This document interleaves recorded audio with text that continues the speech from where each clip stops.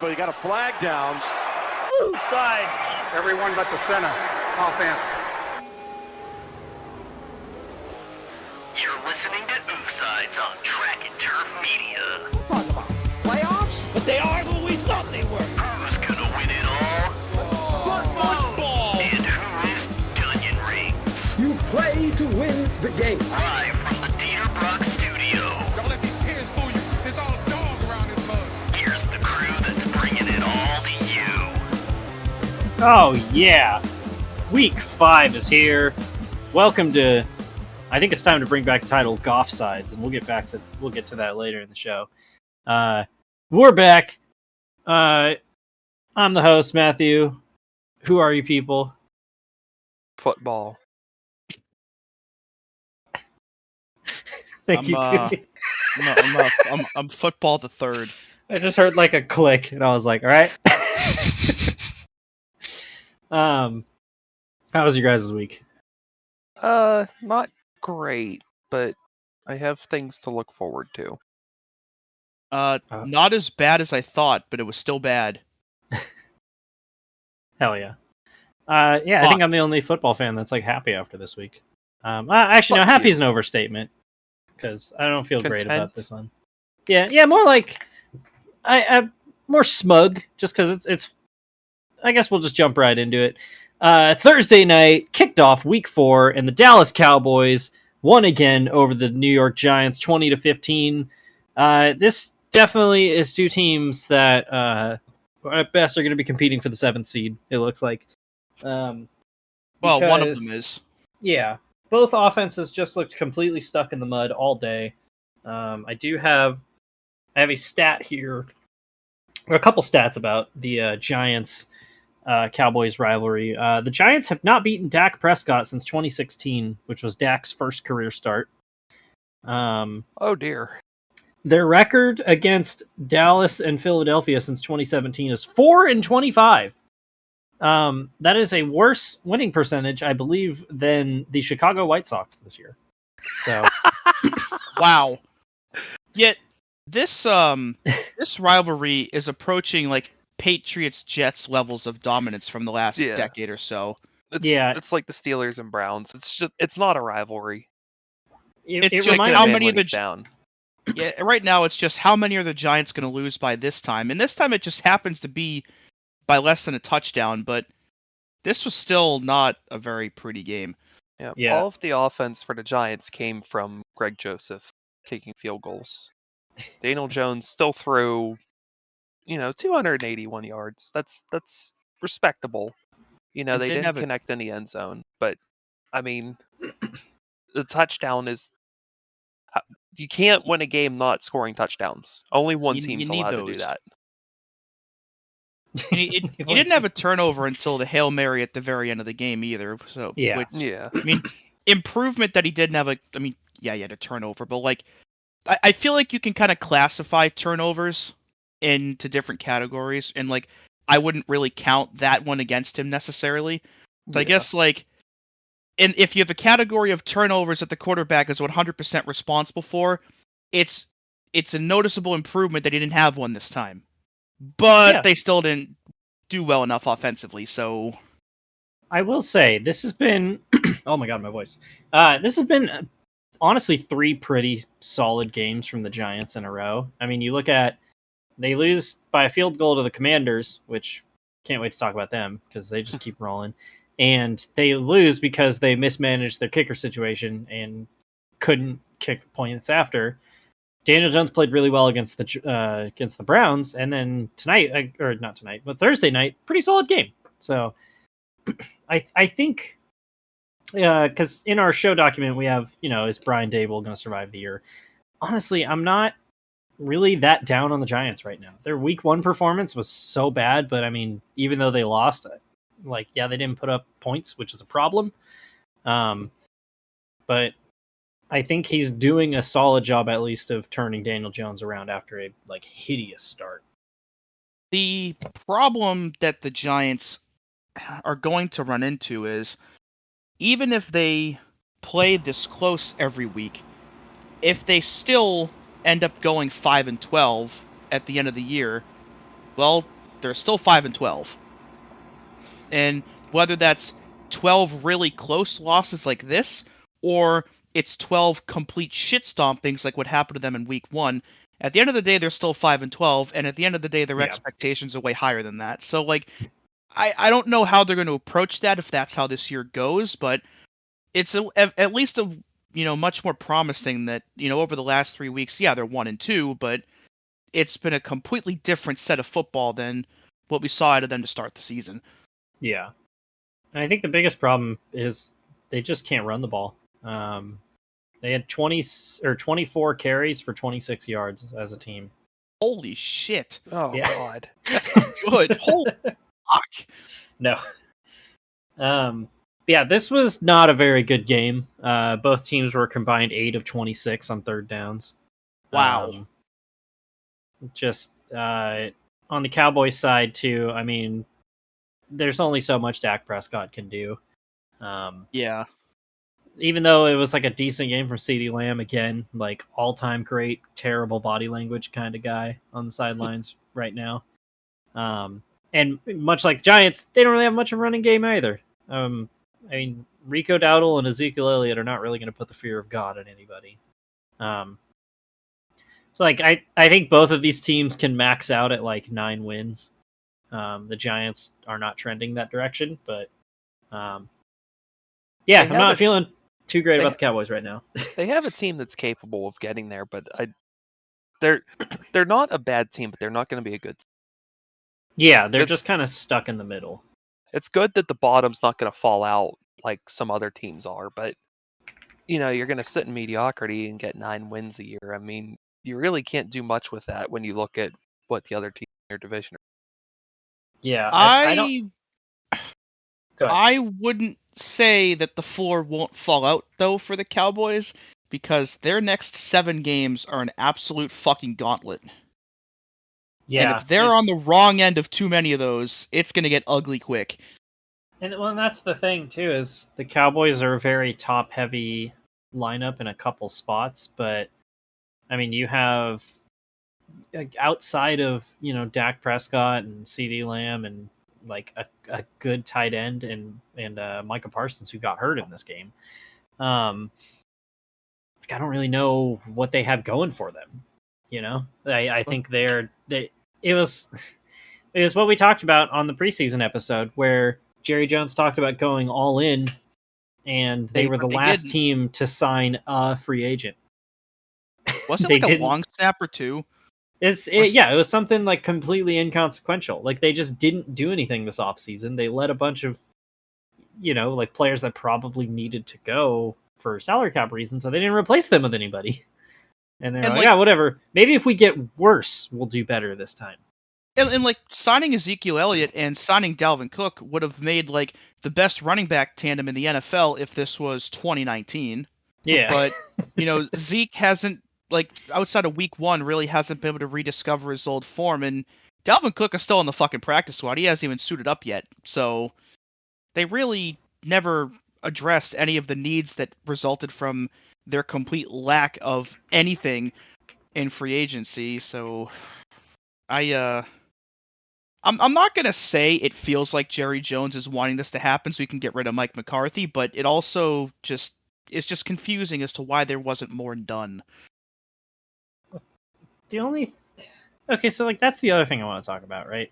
So like Mike McCarthy, he gets a lot of shit, justifiably. He exists in that really weird zone where he's not a bad coach. He's just like, he's not going to get you over the hump, right? Like he's good enough to win you. Like the Cowboys win 12 games every year, but they're just not going to go anywhere with Mike McCarthy. And so they hired Jason Garrett, but again, basically, like this is the thing that drives me fucking crazy about the Cowboys is that for all the criticisms of Jerry Jones, which a lot of them are definitely deserved, the one thing that I do genuinely appreciate is that he takes care of his players, right? Like if you're once a Cowboy, you're always a Cowboy. Their homegrown talent always gets paid extremely well. I mean, Dak Prescott is generationally wealthy for 2 career playoff wins, and So like he's overly loyal to his players and is willing to shell out the big bucks. But then for coaches, he is overly loyal, but he doesn't shell out the big bucks for them. He just only hires guys that he likes. Like you look at their head coaches since Jerry took over, right? You have Jimmy Johnson, who he plucked out of college, and that was great, except he couldn't handle that Jimmy Johnson was the reason why they won everything, and so he ran him out, and then hired Barry Switzer because he liked him, and Barry Switzer was not, tried to repeat that and didn't work. And then after Barry Switzer, it was Dave Campo, who I don't know what the fuck he did, and I don't care. And after he went 5-11 3 straight years, replaced him with Bill Parcells, who is a rehash, which I mean Parcells was great and turned them around, but it's like, like let's get some fresh ideas. And then when Parcells retires, he replaces him with Wade Phillips, another fucking rehash that got run out of Buffalo and like made a career out of being a DC, but never a good enough head coach.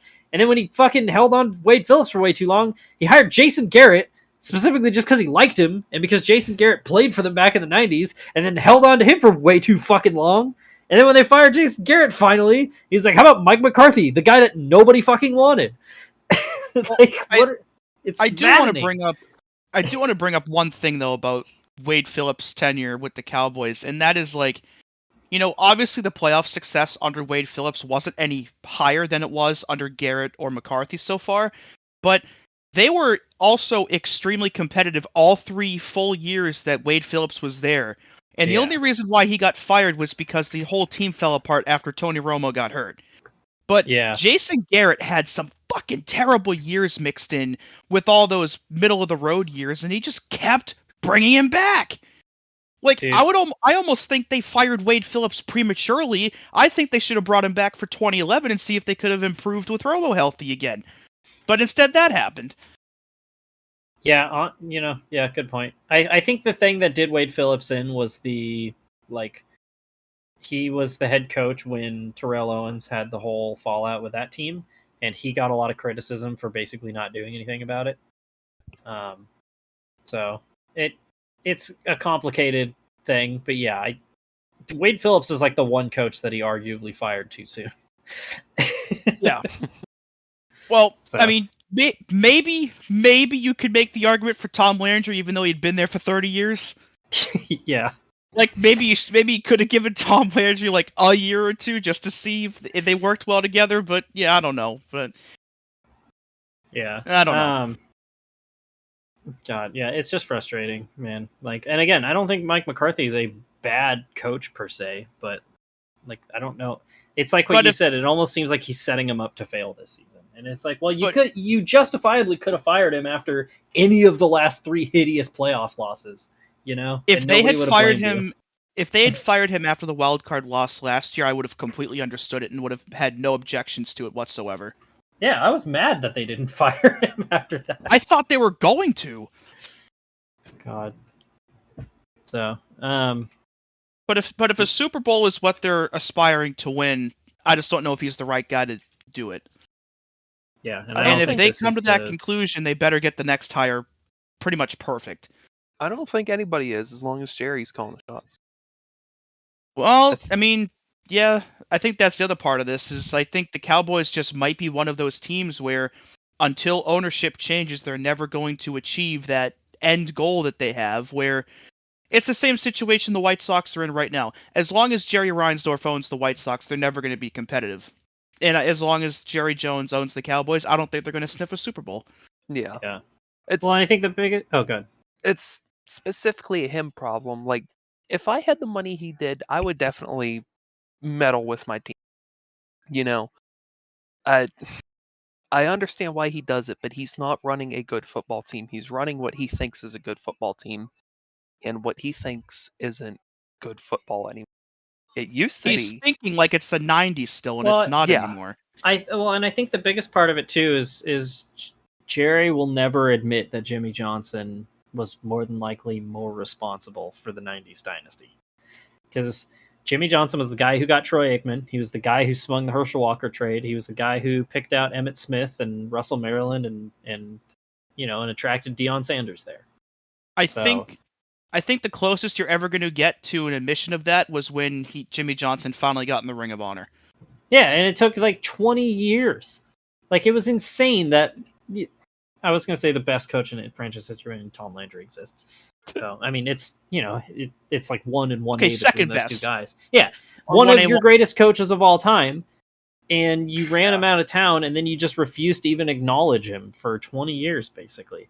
And I think the problem is Jerry Jones is obsessed with the idea that he wants to prove that he can do it without Jimmy Johnson. Because even then, when Barry Switzer won that Super Bowl, it was with all the players that Jimmy picked. Yeah, that team they were was literally just unchanged. Yeah, they were just coasting off the momentum of what they had accomplished in the early 90s.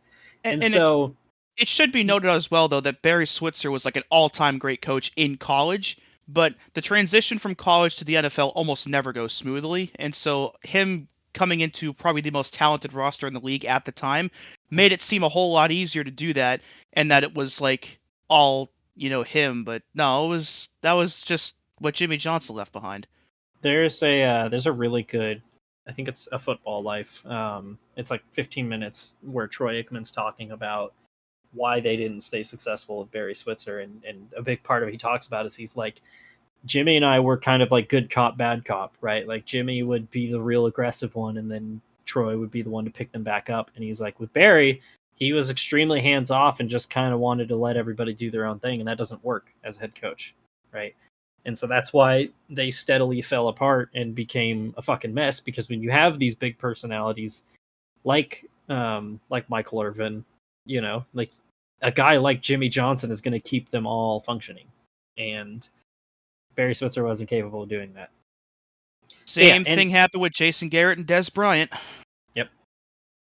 And it might happen again with Mike McCarthy and CeeDee Lamb. It's like, for every good number 88 the Cowboys have, there's an equally decent head coach that just doesn't know what to do with them. Yeah. Yeah, and I think that's the most frustrating thing about this team, right? I would say the Cowboys of the last 3 seasons were maybe the most talented Cowboys team we've seen since those dynasty Cowboys. And Mike McCarthy couldn't give them over the hump.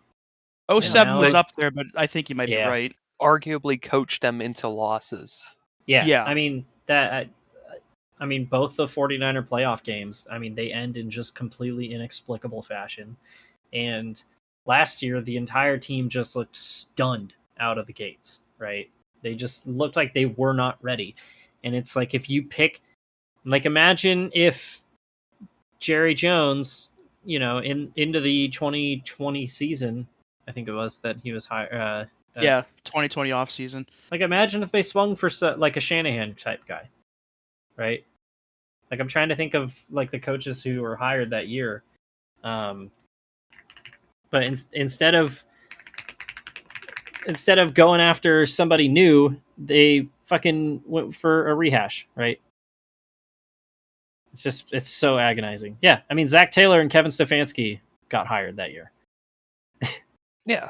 You look at what Stefanski's got done compared to what McCarthy's done, and you can't predict the future from when you're hiring, but in hindsight, they really did make the worst possible choice for head coach through that offseason.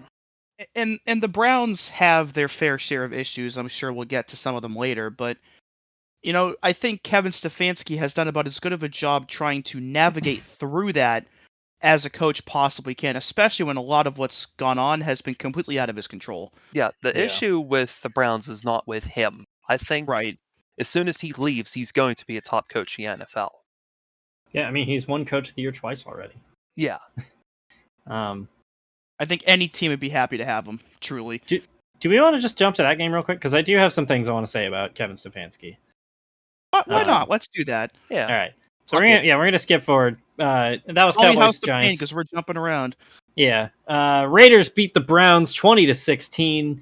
A lot of weirdness from both of these teams after this game. I want to talk about the Browns though, specifically because I think Kevin Stefanski is a good coach. But from what I can, so I will say this: this is one of the better games that Deshaun Watson's played. It wasn't good.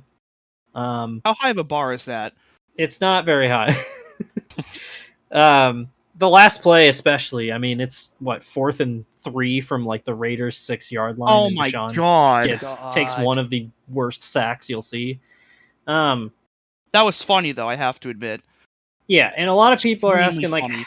how long is Deshaun gonna last as the starter, and why doesn't Kevin Stefanski just mutiny the team basically and just bench him, right? Because more than likely management's telling him like, no, we want Deshaun in the game. Because Kevin Stefanski's not dumb. He can see that he's not going to win football games with Deshaun Watson as quarterback. Here's my theory.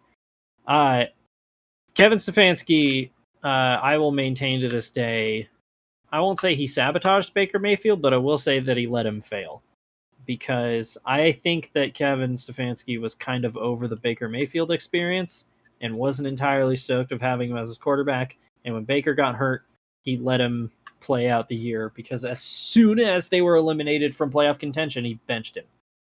And then I kind of wonder if ownership was in on his ear about that, though. Maybe. I don't know. I mean, knowing Jimmy Haslam, who knows? But, I mean, we saw how poorly that offseason played out, so who knows? But, I mean, everybody could see that Baker couldn't play. For whatever fucking reason, he was still named the starter every single week. Mine, it was like a game he missed for COVID and an injury game. I think we're kind of seeing the same thing where Kevin Stefanski is basically letting Deshaun Watson fail because he is tired of dealing with this. He knows he can't play. He doesn't want to deal with all the PR, and he's just going to say, fine, if ownership wants him to play, then we'll let him play, and we'll lose every fucking week. Well, you know? I think ownership also doesn't want their $230 million guaranteed quarterback riding the fucking bench because that makes them look even fucking worse than they already are for even giving him that contract to begin with. Yeah. The problem that they're going to run into, though, is if they continue to struggle like this, do they just fire Stefanski and think, oh, well, clearly he was the problem. Let's bring in a new coach with Deshaun Watson. Maybe it'll go better this time. That's what I was just about to say, is the risk you run is the team makes you the scapegoat and fires you out the door as well as Watson at the end of this year. And I pointed this out because, again, this is not the only time it's happened, but it was the Browns social media team. Now it's the NFL's social media team posting Jameis Winston doing the pregame hype speech, and Deshaun Watson's nowhere to be seen. And your backup quarterback is getting all the fucking publicity of like, look at how good of a leader this guy is. Was it on here that we talked about the clip of Deshaun Watson not running to do more runs last week, or was it somewhere else? I think you guys talked about somewhere else. I don't know if I heard about this. I gotta try to find the media clip. After last week's game, Deshaun Watson went out and said he shouldn't have to do QB runs. What? Yeah, I couldn't remember if we mentioned it on here or not, if it came out after. But okay, yeah, he was talking to the media Wednesday. Okay, so it was the day after our last show, and he was asked about whether he wanted more designed runs. He responded that he is not a running back, and he followed it up with, "I'm not going in there to ask them for more designed runs. If I don't have to run, I'm not going to run. I'm not trying to take any hits. I'm not a running quarterback in a sense. I can make things happen, but I'm not trying to run. They signed me to throw the ball, make decisions, and be a quarterback, not a runner." Which, I get it. Because when they signed him, they had Nick Chubb, and then Nick Chubb exploded and died. But you can't say that. You can't say that.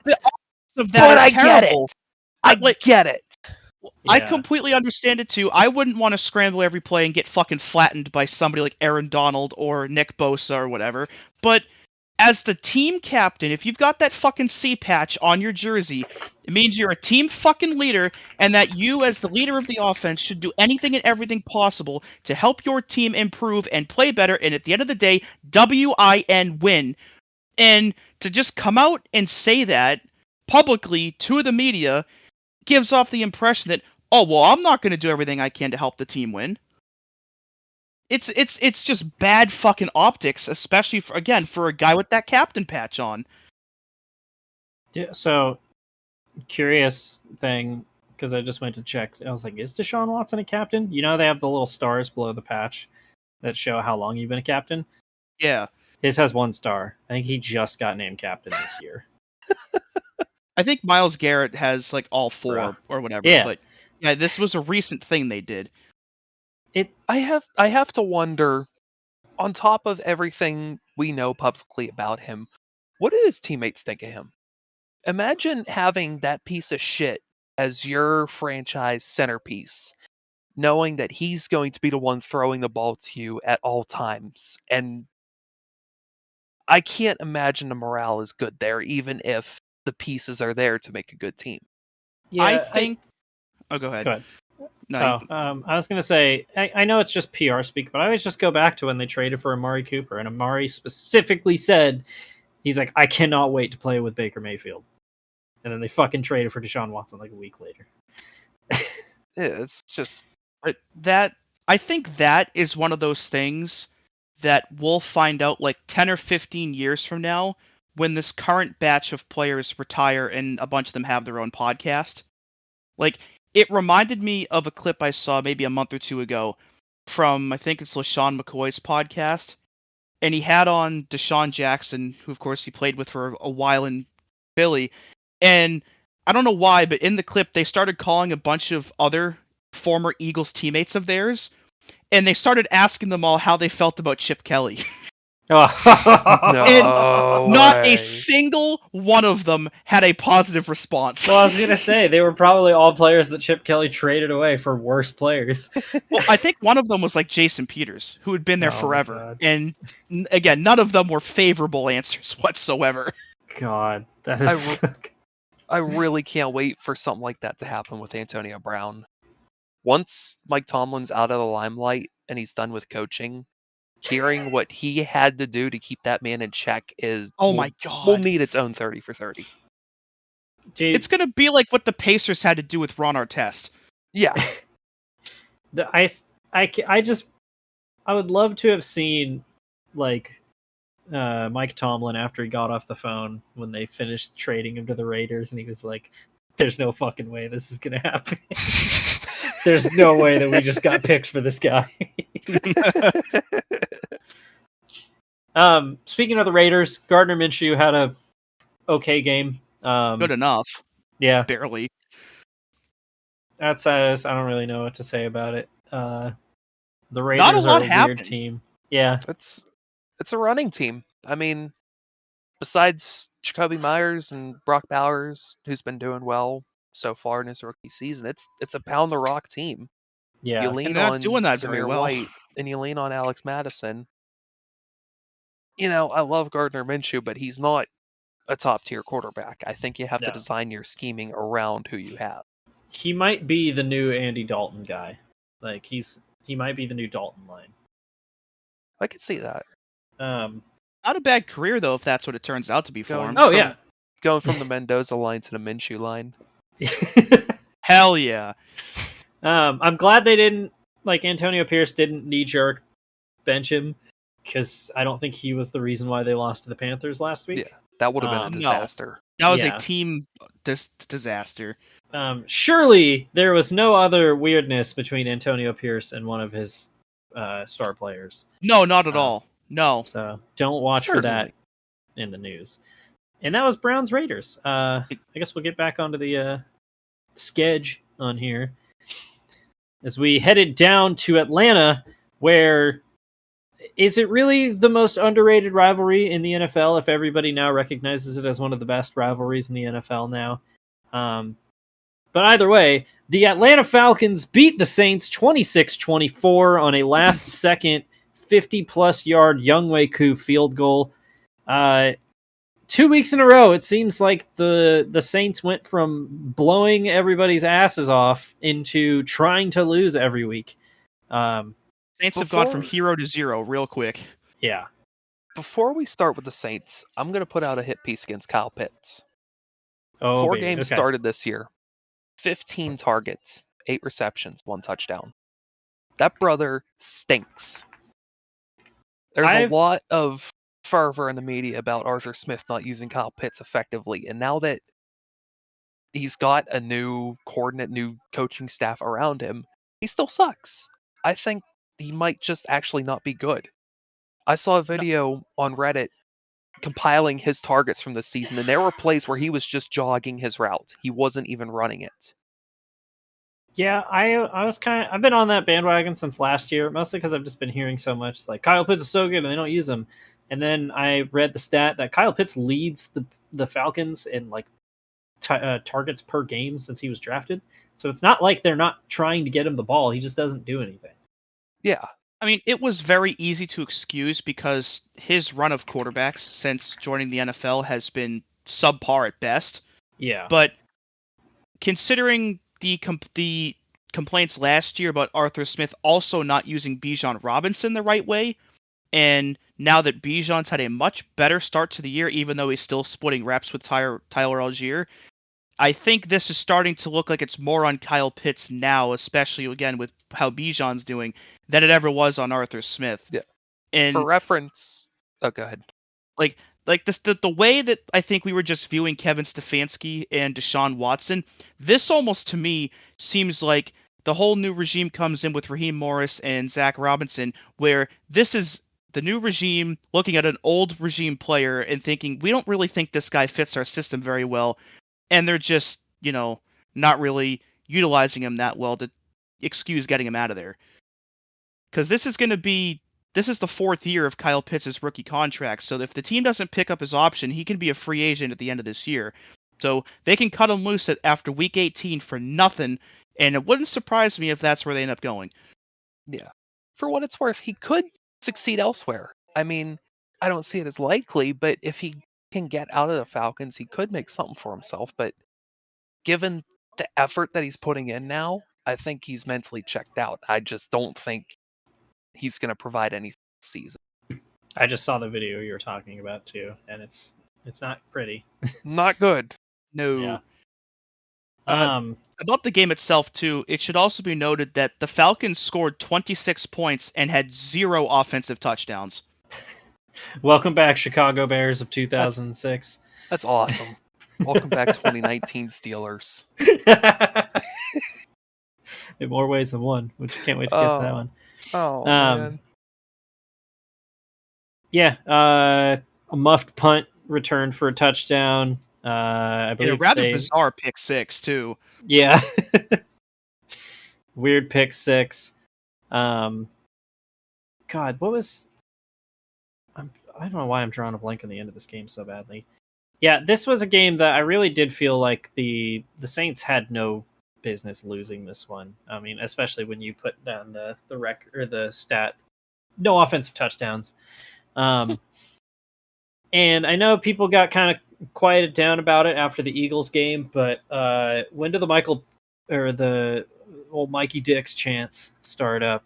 Because Kirk Cousins it's not great this year. No, this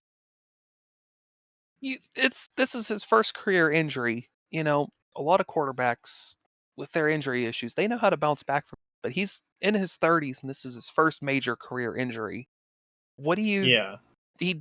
He's rattled. I don't want to be the one to bench him, but if he doesn't feel comfortable under center, he's not going to be the one to admit it, but you might have to start thinking about making that change and putting in Penix just to see what he could do. They not need just some that. kind of spark. It's not just that, but like no matter how old a player is, and frankly, doesn't even matter what sport it's in, an Achilles tear specifically is might be one of the most difficult injuries to actually come back from. And the fact that Aaron Rodgers has had as many good games as he's had already this year is a testament, I think, genuinely to modern medicine, because a guy that has an injury that severe at the age of 40 should not be able to come back out and play as well as he is. But, that recovery path isn't guaranteed for everybody. There's no guarantee you're going to regain your old form like that. So if this is the new ceiling for Kirk Cousins, then, well, yeah, maybe that change does become necessary after a while. Well, and the big part of it, too, is that Kirk Cousins was never a mobile quarterback to begin with. And no. He's been a pocket guy. Yeah, and so now you have his limited mobility. I don't know what he's bringing to the table right now. Not only that, but his his injury's thrown off his entire throwing motion. There's been tape breaking it down that he has to use more of his upper body. That changes all of his throwing mechanics around, and suddenly he can't throw it as far as he did because he can't use his legs as leverage. I guess the only thing I wonder about is because you look at the slightly different timetables for how he and Rodgers had the same injury, because Rodgers tore his in week 1 and Kirk Cousins was like week 8. It's like a month and a half, almost 2-month difference. And so I wonder if Kirk ends up staying in the starting lineup, if he does get better as the year goes on. I guess that's the one thing to watch for. Yeah, game experience would help, but I also think, isn't it Rodgers and Cousins had 2 completely different ways of repairing their injuries? Like, didn't Rodgers have some crazy operation to get him back faster? Yeah, he was like trying to get back before last year ended. Yeah, before the end of the season if they made the playoffs. Yeah. So, yeah, I don't know. I'm not really sure what to make of the Saints or either of these teams, really. Saints might be a little bit of fool's gold. And the Falcons, like, I don't know, man. I mean, Tyler Algier was half decent. Bijan Robinson wasn't a factor. Like you mentioned, Kyle Pitts didn't even catch a ball. Mooney and London look good, but I just don't know what this team is supposed to be. I thought they were going to be a high-powered offense, and yeah, and I'll tell you what, they really played the long con on us by taking Penix, because on draft day everybody looked at them like a bunch of idiots. Like, yeah, genuinely, we were screaming in here watching the draft, what the fuck are the Falcons doing? And now they have a solid quarterback to line up to have next in line if Cousins goes back down. It's like, it was like what we said. Like, all of this is a moot point if Kirk Cousins blows ass when he gets back into the starting lineup. Yeah. We're inching closer to potentially figuring out that answer. Yeah. So the Falcons moved to 2-2. The Saints fall to 2-2. We stay in the NFC South, though, as the Cincinnati Bengals finally notch one in the victory column. Andy Dalton revenge game. No, thank you. Joe Burrow took full command and led a commanding, not dominating, but just commanding win over the Carolina Panthers, who suddenly look kind of frisky. This game is definitely a disaster avoided, because if the Bengals lost this game and fell to 0-4, you're sounding every single panic alarm. At 1-3, all of a sudden, a little bit more manageable. So yeah, a couple other contenders sitting at 1-3 right now too. So all of a sudden, this looks way more manageable than sitting there with an egg still in your record, like another South Division team we'll get to later. But Chase Brown had probably the best game of his career in this game, which is great news for Bengals running back fans with the lack of Joe Mixon being there now. Jamar Chase, despite the lack of reception, still made up for it with a lot of yards and a touchdown. So it wasn't the prettiest of games by the Bengals, but definitely their best one, of course, of the year. And getting that first win can really get this team going now. Yeah, it's not like the Bengals were bad. It's just they had an egregiously slow start and some bad luck and some bad coaching. As the season goes on, I think there's a chance that these 3 losses could be the only 3 losses they have, because that team is otherwise a juggernaut. If they get things rolling, they'll be fine. It's just this start might end up hurting them at the end. Yeah, I mean, you look at their 3 losses. They are, a muffed punt and a fumble on the 1-yard line away from beating the Patriots. They are a pass interference call on 4th and 16 away from beating the Chiefs. And they didn't punt on Monday Night Football, and they still somehow lost. Like, that is an insane way to lose 3 weeks in a row. What were you going to say, Dewey? I said thanks for the reminder. But like, again, you mentioned the Panthers being frisky too. Like, Chuba Hubbard also had probably his best game of his career. Dude. Like, both running backs kind of really broke out in this game.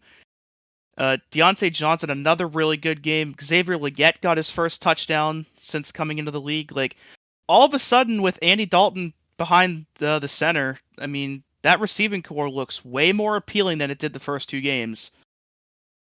Yeah, And I they mean, could you look at do some shit. how everybody said, like, oh, the Panthers, they haven't put any talent around Bryce Young. And it's like, you put a guy like Andy Dalton who knows how to play, and all of a sudden the whole vision of this team starts working. So it doesn't look good if you're Bryce Young. I mean, this is 2 pretty goddamn good performances in a row. I think at this rate, I think Bryce Young has played his last game as a Carolina Panther. Oh, Honestly, certainly. I really do. Probably Barring in an the NFL. injury to Andy Dalton, I agree. Yeah, like when Zach Wilson got benched, I think it was late in his second season. I mean, they were still obviously very interested in developing him. They gave him 2 full seasons, essentially. They got gifted a it third was- one. Yeah, it's 18 games into his career, and he's as the first overall pick, and he's benched. Yeah. And I think now that you have such a stark difference between they're like a genuinely high-powered offense with Andy Dalton, and with Bryce Young, they're the worst team in football. And so I don't know how you go back to that unless Bryce Young is like putting in some like serious work in the offseason or even right now during the year. I just don't know how you can go back to him. So, and it sucks because I'm not rooting against Bryce Young. Yeah, you never But- want a dude to No. flame out, but he's just not good. Yeah, as of right now, and maybe things could change, but he is not an NFL quarterback right now. Yeah. Um, One other thing to note in this game, the Panthers also had an appearance by Felipe Franks as a tight end. Yeah. He had 1 target. He did not catch it. Wait, I'm looking up who Felipe Franks is. Former Falcons backup quarterback. I believe he played Wait, what? for He used- Florida in college. Yeah, Florida. Oh and my then God. he transferred to Arkansas for his senior yeah. year. Yet, if either of you remember the Falcons Patriots game from I think 2 years ago, when Desmond Ridder got benched after throwing a pick, and then they brought in Josh Rosen, who threw a pick. Felipe Franks was the third Oh. quarterback the Falcons put in that game that also threw a pick. That's right. He Oh my god. started a game for them. I forgot about that. Also, here's an Oh. extremely low res picture of him. So Wow, yeah, that's Yep. low res, all right. yeah. Damn. Well, that's pretty cool. Yeah. And we move on to the next game, which was where's the sheet at? God damn it! Oh yeah, a number 1 overall pick that did get the win. The Chicago Bears beat the LA Rams 24-18. I'm trying to think of how to intro this game. I think it's getting better. I'll say that. They scored multiple touchdowns, so that's pretty good. They're treading water. Yeah, Caleb Williams was okay. Matt Stafford ended the game though on a pretty bad interception. Yikes, dog. Yeah. I think I'm not like panicking on Matt Stafford, but I am kind of panicking on the Rams right now. 'Cause Yeah. it's 1 Although- and 3, and they've had. I mean, Cardinals did not look very good this week, and so that 41-10 loss looks even worse. And now you have this, and you're like, Yeah, not ideal. I mean, Yeah. obviously they're still dealing with a host of injuries that are going to take a while to get resolved, but even with that, there's still a lot of talent on this team, as shown, of course, by how well Kyron Williams played once again. But generally speaking, though, it's still. I think that defense also, again, is still trying to find its new identity with the now lack of Aaron Donald's existence. So until, again, they can try to mesh that and figure it out and, find maybe not new replacements, but hope the current guys can get to that point, might be a little rough. Honestly, they got a ring out of it with the Stafford trade, and it's pretty much expected that this was going to happen, whether or not they won this ring. They I got think one last out of year it. was fluky. Yeah, they got one out of it, and they should be happy. But now they're going to have to deal with the consequences of mortgaging your future like this, and it's worth it, certainly. But this team is going to be bad. Well, what's funny is they're finally back into the first round of the draft again. That's right. It has They- the same vibe that a Dave Dombrowski-led baseball team has. Yeah, or a Jim Rutherford hockey team, where you put all your chips in and you go and you win the championship, but your front office will keep going and going and going, and they will sell everything possible to get one more run in, and it just won't work. Yeah. At some point, you have to rip off the Band-Aid and accept that you're going to be bad. Yeah, because you can kind of look at the way this season's going and like, okay, maybe if they can just tread water until they get Cooper Kupp and Puka Nacua back. But, I mean, if your team is kind of reliant on 2 wide receivers, like, you got problems, man. Yeah. Like, I don't know. I don't know if Matt Stafford's on a hugely expensive contract. He can still play pretty well. I think next year, I think it's definitely the make or break year if things don't go to plan this year. Just because, like I mentioned, they're finally back in the first round of the draft. This year, when they took Jared Verse, was the first time. Oh God, I'm forgetting their GM's name, but it was the first time he had ever drafted a player in the first round. Good Lord. So, I don't know, man. They're a tough team to figure out right now. And I think the Bears are tough to figure out too. I mean, they finally ran the ball. They listened. They figured it out. DeAndre Swift had 16 carries for just shy of 100 yards. So it's not a super pretty stat line. I mean, completion percentage is good. Didn't turn the ball over. So we're making progress here in Bears. That's land. all you need. That's all you need out of a rookie. Yeah. Just show that he can make the plays. Yeah. You know, they don't have to. Chicago's got some good bones. I think they're finally going to turn a corner. It's just their only obstacle is Matt Eberflus. Yeah, there was. I can't remember if I said this on last week's show, but there was a tweet I saw where it was like, Hard Knocks spent so much time making Matt Eberflus look good or look cool that it made me forget that he's a fucking idiot.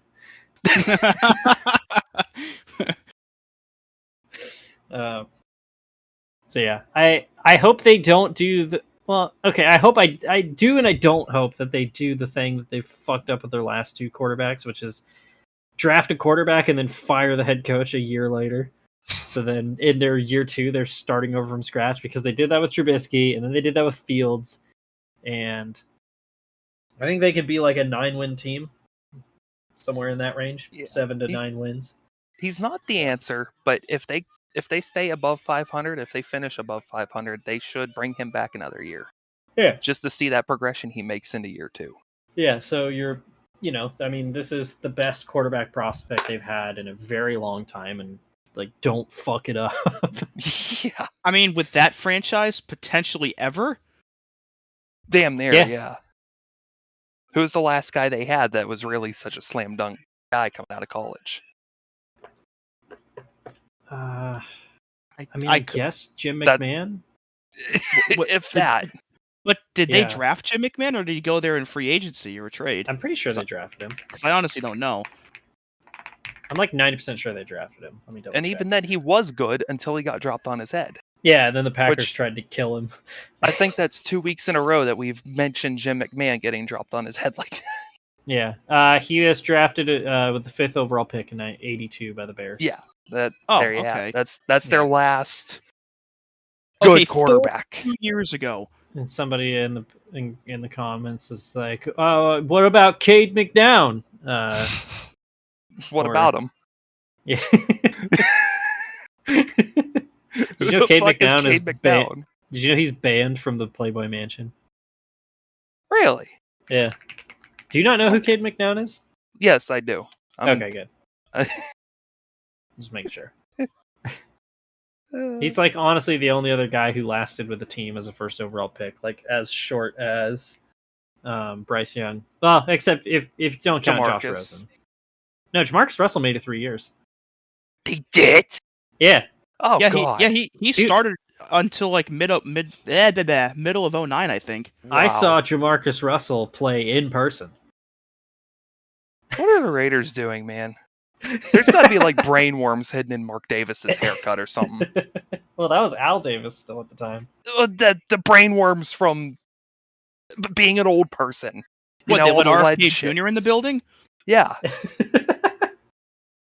Ugh. Yeah, no, I still remember we went and saw the Raiders in '07 when they were some butt-ass shit, and people were, like, actively chanting for Jamarcus Russell because Josh McCown was the starter at the time. Good lord. I still Today I remember my learned dad. Josh McCown played for the Raiders. Josh McCown has played for, like, 14 different teams. It's insane. Fucking Christ. And I remember my dad telling me, because I had never heard of Jamarcus Russell because I was, like, just getting into football, and he was like, this guy can throw the ball, like, 70 yards from his knees, and they're not playing him. And then the next year, he was playing, and everybody was like, oh, that's why. Yeah, so I got to see the Raiders once each in '07 and '08, and let me tell you, that was a time. Or it might have been '06 and '07, which, I mean, might have been worse. The '06 Raiders were... Go look them up. Ugh. By the way, speaking of the Raiders, this is completely unrelated to everything, but a quick shout out to their now dormant former home in the Oakland Coliseum, who just lost their last tenant in the Athletics. Oh, Man. It's a shithole, but it's our shithole, baby. That's a shame. Fuck John Fisher with a red-hot casting iron something or other. We don't even get Supercross there anymore, which is the worst part. Yeah, we stole them. Sorry. There's literally not a Supercross race in NorCal next year. I'm pissed. So, and that was Bears-Rams. Yeah. I'm glad that we're at this point in the season where we just get wildly off topic and talking about games that we don't remember anything about. Welcome to Oofsides, the only podcast that never stays on topic. Yeah. One topic that we are staying on is Sam fucking Darnold for MVP. Yeah! Because the Vikings went into Lambeau and beat the Packers 31-29. Jordan Love, take your spot back on the bench. You clearly weren't ready because the real king of the North is here. I still can't believe Jordan Love is healthy and playing again already. Like, whenever you see somebody's knee physically pop, it shouldn't be a couple weeks and then you're like, I'm good now. Yeah, no. And it should also be noted that the Vikings almost had the sell job of the fucking decade in this game. Potentially more so than when the Colts sold against them last year. Because holy shit, they were up 28-0 in this game, and they won by 2, and it should never have gotten that close. It got hairy in the fourth quarter. It started out pretty bad for Jordan Love. 3 picks throughout the game. They had some serious kicker problems too with was it Anders Carlson? Is there or no? No, it's Braden Narvison. That's right. Carlson, I think, was who they had last year. Yeah. Oh, the Packers. Good. I want to tangent really quick on that, just because. So because he struggled so much in this game, the Packers worked out 2 free agent kickers today. One of them, Rams legend Lucas Havrisik, and the other one was Patriots legend Chad Ryland. Oh God, no! I need another team to sign Chad Ryland to truly experience how terrible the fucking kicker he is, and I want them. I'm praying for it. I'm on my knees right now in front of my computer praying for them to sign Chad Ryland. Watch him turn into the next Mason Crosby for him. And you know what? If he does, good for him.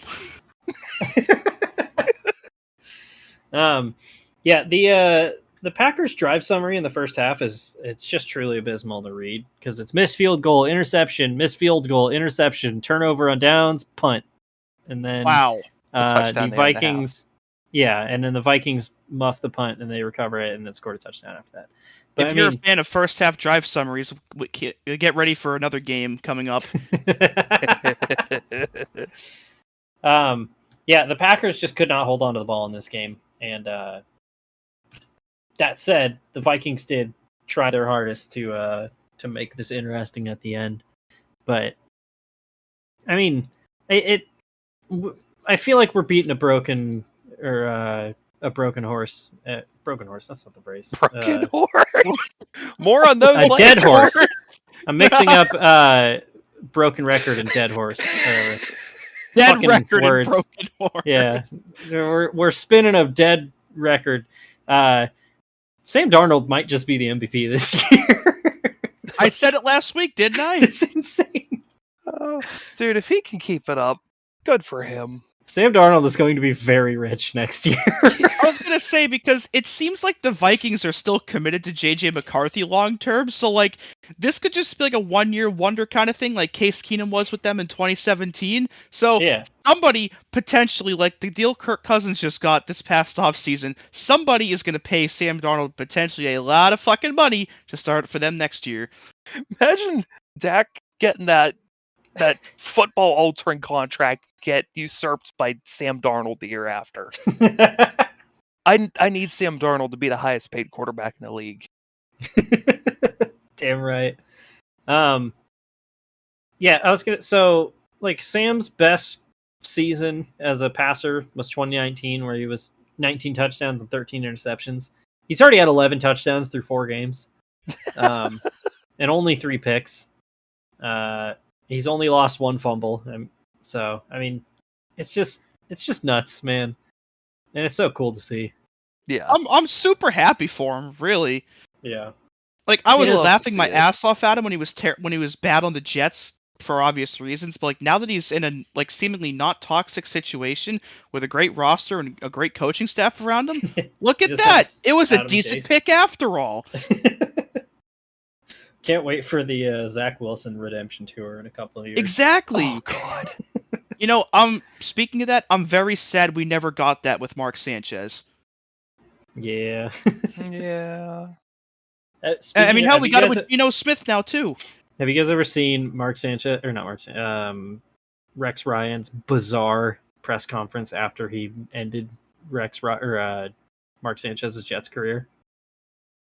I don't Yeah. think I Yeah. have. Yeah. Or you have to jog He's- my memory. He's like, I can answer the questions this way. Look, Rex, what are you doing? You just lost your starting quarterback in a preseason game because you wanted to beat the Giants. Oh, God. It just reminds me of the Kyle Shanahan quote from a year or two ago where they asked him something about who their star was. He's like, I mean, we could all be dead next week. Well, you have to remember that Rex Ryan's a toe expert, not a football expert. Oh, that's true. Oh, that's Yeah. true. You're That asking is him about true. the wrong thing. They should, because you know they have I think it's AJ Feely is the like kicking expert that they have on the Monday Night Football crew. They should have Rex Ryan as the kicking expert. They're like, Rex, let's go to a guy who knows a lot about feet. as the Chaser's very upset. Thank you, Chaser. No, I'm not recording a podcast or anything. What? He's trying to talk about how much Rex Ryan knows feet. He's trying Get to a help. fucking job, Chaser. He's our own. H. He's our own podcast correspondent. We've been telling Chaser to get a job recently because he's not pulling his weight around here. Start charging a dog rent. And that was Vikings Packers. God, this is a fucking disjointed episode. I'm sorry anybody's listening to this. We're good at that. Speaking of disjointed, the Jacksonville Jaguars. Yeah. This week we saw several teams emerge from the 0-3 ranks to get their first win. And the Jags were not one of them. They came pretty goddamn close. Fun times in Duval today. This is already very quickly coming apart, it seems. I think this was their best team effort of the season, but they still lost. And Dude, with where they are, they can't lose anymore because they are the only team in the NFL that has yet to win a game now through 4 weeks. the panic button is definitely being hit on the Jaguars, and the I think panic it's button broken. on Trevor Lawrence, it's on my desk, and I'm looking at it. Because He was I don't- okay. he just misses throws. It's the weirdest shit. Like, Trevor Lawrence used to be an extremely accurate passer, and he just like will miss wide open throws by huge margins, and I don't get it. And That was one of the hallmarks of him in college. yeah, and I think I said it on last week's show, but it was, it reminds me of the 2020 Eagles, where Carson Wentz just devolved over 3 years to where by 2020 his mechanics were just so sloppy that he couldn't play at an NFL level, and he couldn't even complete a pass. And you watch Trevor Lawrence in these games, and like there's still those moments that make you go, okay, I get it. I get why this is the guy that everybody thinks he is. And then he just has some baffling mistakes. It's so weird. So I don't know what to think, and I'm starting to panic. Yeah, I really don't know what to think of this team, and I think Doug Pederson's his seat's starting to get pretty warm. I Yeah, think it's scalding at this point. I've always been one of his biggest supporters, but his game plan has not adapted well, especially this season. No. I mean, he had a really, really weird post-game press conference. Yeah, as that well. was weird. I have not heard this. I need to be filled in here. I gotta find the exact quote, but the part it's only mildly taken out of context. But he's basically saying that coaches can't go out there and make plays. I mean, So Which It's- he's I mean, not yeah. wrong.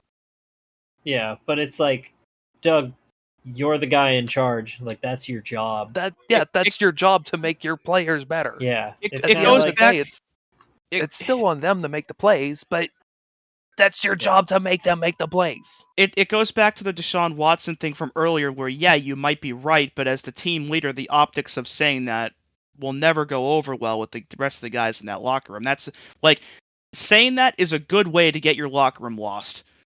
I might have to put this in the thumbnail, but it's the meme of the guy in the hot dog costume. Like, we're all trying to find the guy who did this, and that's Doug Pederson right now. Like, who's the guy who's screwing all of this up? So, but yeah, the Jags were up. God, I'm struggling to brainulate today. They were up 20-17 with 22 seconds left, and then the goal line stand did not work. I'm not even going to try to pronounce that guy's name. Dewey did it last year. Maybe just clip Dewey saying it from last year, Matthew. And Which guy? Dare Ogunbowale. Ogunbowale, yeah. Yeah, okay. Extra point kicking legend. Him and Kaimi Fairbairn tag teaming out in this game. Yeah. Yeah, I mean, you look at in the fourth quarter. I mean, the Jags turn it over on downs after an 87-yard drive on the Houston one, and then they forced two straight Houston punts. Like, Houston tried to give them this game, and they just couldn't do it. You know, So. I know that they obviously wouldn't have gone up an entire touchdown by doing it, but I think that's one of those drives. Take the fucking points, man. Mhm. Yeah. Yep. Like, you Because have then to when you get understand the ball back at situation. the end, you only need 3 instead of 7. Yeah, and I mean, at that point too, like, you're forcing, it comes down to an extra point, which is far from automatic these days. Is the difference maker rather than the Texans just punching it in and taking the lead. Yeah. And it's damned if you do and damned if you don't at that point, because if they take the field goal, then Houston drives down and scores, then you look like an idiot.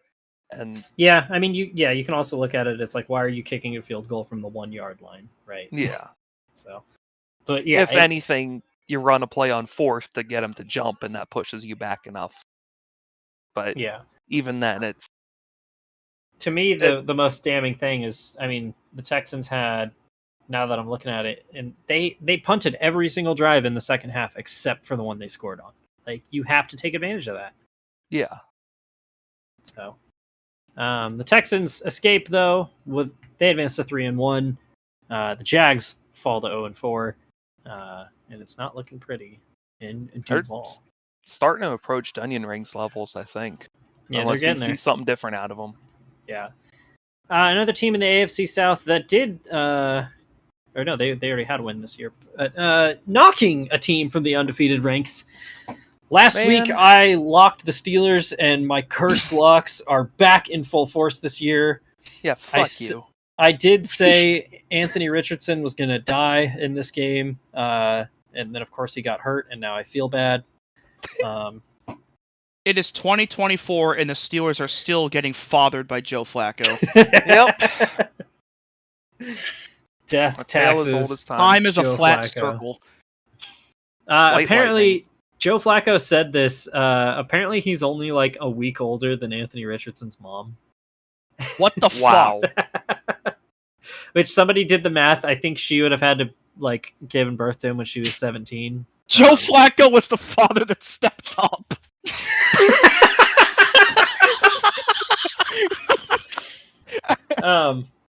We do got to talk about just a fucking weird segment or selection of plays from Shane Steichen. I always get those two mixed up. So Richardson exits the game with like a hip injury, which I believe was one of the same injuries he had last year. And then he comes back into the game. He says he's feeling better. He's kind of limping around, but he comes back in. And the very first play from scrimmage that they call is a designed quarterback run up the middle. And he immediately gets hurt again and has to leave the game. Yeah, that was not smart right at all. No. He shouldn't have been back in the game at all. And to do that to him right afterwards is irresponsible. That's the word I was going to use, yeah. And Shane Steichen tried to justify it as like, oh, well, they gave us the base whatever look, and he's like, that was the play call. And it's like, I don't know. Oh, okay. I'm going on a tangent. Or something? I'm going on a tangent. That's it. Okay. This is the problem with getting analytics and everything, because you do what the spreadsheet says and you never go off of your gut. This is the same exact thing that's going on in racing, where a crew chief looks at their spreadsheet that tells them where to pit, when to pit, exactly what to do everything with, and you become a computer merchant, and you don't do anything operating off your gut anymore. Everybody always bitches about trying to find hundreds or thousands on the track because they do the same thing as everybody else because that's what the data says. And you never go with your gut. And you have to do the same thing in football. You have to trust your gut whenever something goes along those lines. You can't just read the first thing that comes up on your play sheet. Yeah, see, they may have stats, but they don't know the vibes. So exactly. Yeah, I mean, that's why we love Dan Campbell here. Dan Campbell is just like, fuck the analytics. I trust my team. Go pick up 3 yards. And that's why I like Doug Pederson until he stopped being able to do the things that made him good. Yeah, he doesn't go for it on 4th down anymore. Yeah. Really seriously, that might make them better. Yeah. It really can't be this hard to be an offensive coordinator in the NFL. It really can't. Like, I'm just trying to think of, like, who on the fucking Colts sideline watches their quarterback limp off the field and was like, oh shit, our guy's hurt. Okay, his mobility's limited. And then watched him limp back onto the field and was like, all right, Anthony, you're going to run it up the gut.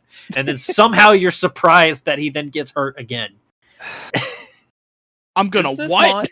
Is this not the same thing that happened to Andrew Luck? Is that team running their quarterback into the ground? A little bit. I mean, last year was definitely Anthony Richardson, like, not protecting himself, like the first hit in this game too. Yeah, last year makes sense. Dude needs to learn how to slide. But yeah, I mean, that was the thing with Andrew Luck, was he just got the hell beat out of him. Yeah. And the Colts offensive line is also much better than it was at the tail end of Andrew Luck's career, and yet somehow we're still getting similar results. Yeah. Yeah, no, it's maddening. But as it turns out, Joe Flacco can still sling it, and Jonathan Taylor can still run it, which is it's pretty cool. And also, I forgot Michael Pittman was still on this team. On the other side, I think Justin Fields might just be the dude. Mm-hmm. Like we're just seeing steady improvement week on week, and I mean, the first half was ugly on both sides of the ball, but you put Fields in a position where he has to throw the ball to make plays. In Chicago, that was pretty damn ugly, but now that he's given an area to succeed and to make the mistakes that he needs to make to learn, he's figuring it out. He really is not that bad. Yeah, I mean, George Pickens is part of the offense again. He was MIA last year, it seemed. And yeah, because he would run completely out of Pickett's range. It's like fog of war. He didn't see anything past the sticks. Oh my god. Fog of war. It's like, yeah, when you're playing Civ and he's like, what's over there? And he's like, I don't know, it's 15 yards past the line of scrimmage. We're gonna have to send a scout over there next turn. Yeah, I don't think you can go back to Russell Wilson now. Oh no, you can't. It. Unless he gets hurt. He's the starter from here on. He would have to completely collapse. Yeah, I would I would even listen to trade offers for Russ at this point. Yeah, I mean, As- Russell Wilson might be a, like, the Dolphins could use him, actually. Genuinely, yeah. They'd be better with him, I think. Yeah. You have a good Um, pawn, you go looking for a desperate team. So, But they have targets. They have good targets everywhere down the field, from running to tight ends to wide receivers. They have a complete package. They might get more on that later, but it's things are starting to come swear together for that God, team. This is if just they fucking get him. I swear to God. this will be our revenge for missing on Ayuk. So mad. But yeah, every year the Steelers have a game where they look like shit, just absolute dog water in the first half. And Get it out of I'm the way glad they- now. I'm glad they got it out of the way now instead of getting a big dick about it with a 7-0 record and losing to whoever the hell they play. And they're Get it still out of the leading the way. division too, so You get it out of the it way might be all right. and you focus on the task at hand. And I think Yeah. that's Steeler football. And I think they're doing a damn good job of it so far. So the Steelers still sitting pretty at 3-1. The Colts climb to 2-2. All right, let's talk about the funniest game of the week. Oh fucking baby! Aaron Oh, Rodgers, Time. part 2 of learning what it means to be a Jets quarterback. Because he already had the devastating injury in week 1, a la Vinny Testaverde. And now he has the inexplicable, terrible offensive game. I swear that the Jets lead the league in the last 5 years of games where they score single-digit points. Like, that has to be a stat. I swear to God, like, down the stretch of the last, 3 years, they're scoring, 6 points every game.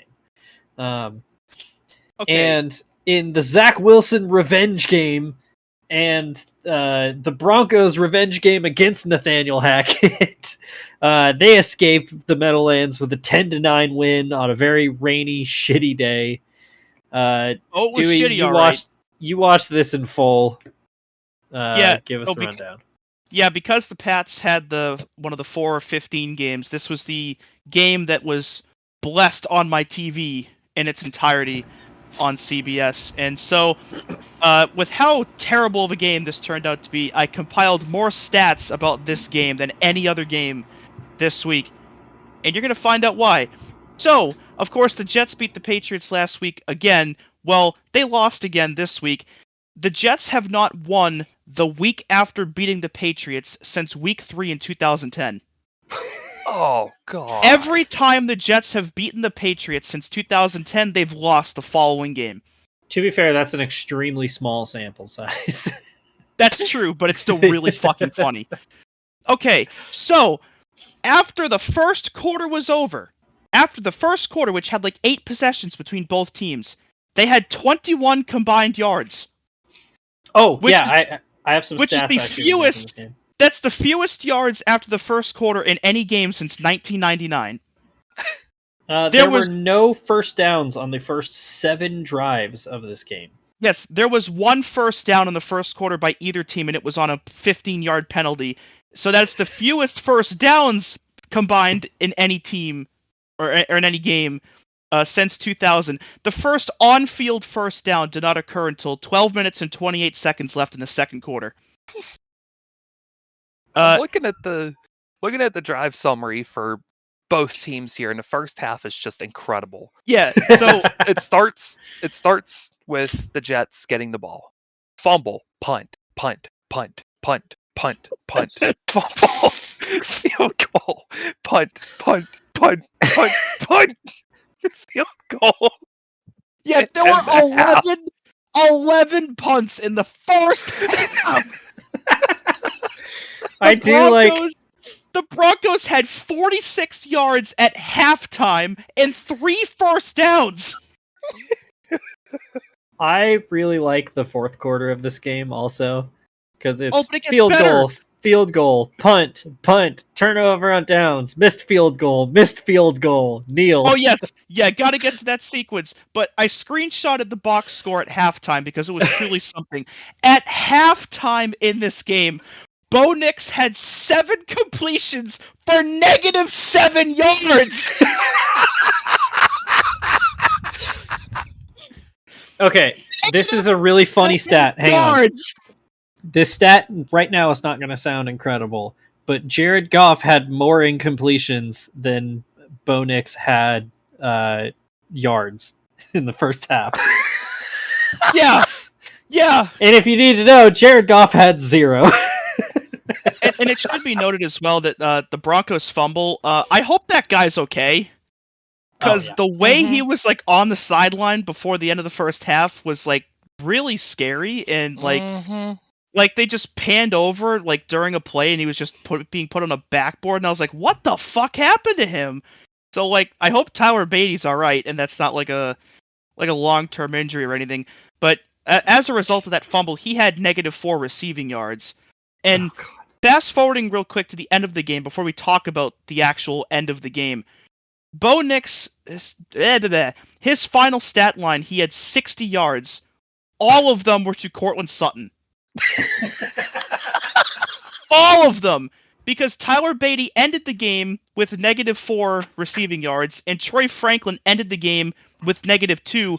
Bo Nix threw for 66, so you subtract those 6, you get to 60. So Cortland Sutton had 100% of Bo Nix's passing yards in that game. What the fuck? Man, that's Sean Payton football. Like Football. two other players had 1 reception for 3 yards apiece, so those got canceled out by the negatives. There was also, speaking of Sean Payton, a great sequence where they had a play. I don't remember what the play was, and then he called a timeout, and then when they lined up to run the next play, he then challenged the play and then lost the challenge. Oh, So yeah! Sean Payton lost 2 timeouts on 1 play. Yeah. Just truly remarkable. And so the Broncos won this game with 186 total yards. And so, so the end of this game comes along, they punted some more. The Jets had that awful turnover on downs. That was just a terrible fucking sack. That whole sequence was just dog shit. So the Broncos are up by 1, and they have the ball with like a minute and change left. I don't know what the play calling was here. Like, I don't know why they tried throwing it with Bo Nix twice on this drive. So they burn no time off the clock, and they give the Jets the ball with a minute and a half left. And if there's one quarterback in this league you don't want to give the ball to with a minute and a half left besides Patrick Mahomes, it's Aaron Rodgers. Because he can do pretty much anything from anywhere on the field with even 5 seconds. So the Broncos missed that field goal because they were still backed up, couldn't get any yardage, couldn't burn any time. So they take over at their own 32, and, okay, you need 30-ish yards to get into field goal range, and with Greg Zuerlein, that should be easily attainable. So they get about 28 of those, and one of them was an awful 15-yard pass interference penalty. You cannot take a fucking penalty like that there, and the Broncos did. So this sets up perfectly for the Jets, because they're well within Greg Zuerlein's field goal range. They have enough time left where a Bo Nix-led offense probably won't do much of anything if they get the ball back, and Greg Zuerlein booted the kick. Dude, it wasn't even close. It was No, so bad. It was bad. And so they were already out of timeouts, or maybe they had 1 left. And so because he booted that kick, the Broncos escaped a game that, frankly, neither team deserved to win. Neither of these teams deserved this at all. Putting everything together with Bo Nix having 60 yards, all to Cortland Sutton, yada yada yada yada yada, and he won. Yes. Oh, I also forgot to mention, Bo Nix's first completion for the completion that got Bo Nix out of negative passing yards and into positive passing yards occurred at the 13-minute and 59-second mark in the third quarter. Oh my god. And at halftime, the Broncos had more penalty yards than total yards. Football's back. It was, and the icing on the cake that was this fucking game, this was the first game in Aaron Rodgers' career where he had 0 touchdowns at home when he played the entire game. That is fucking Wow. insane.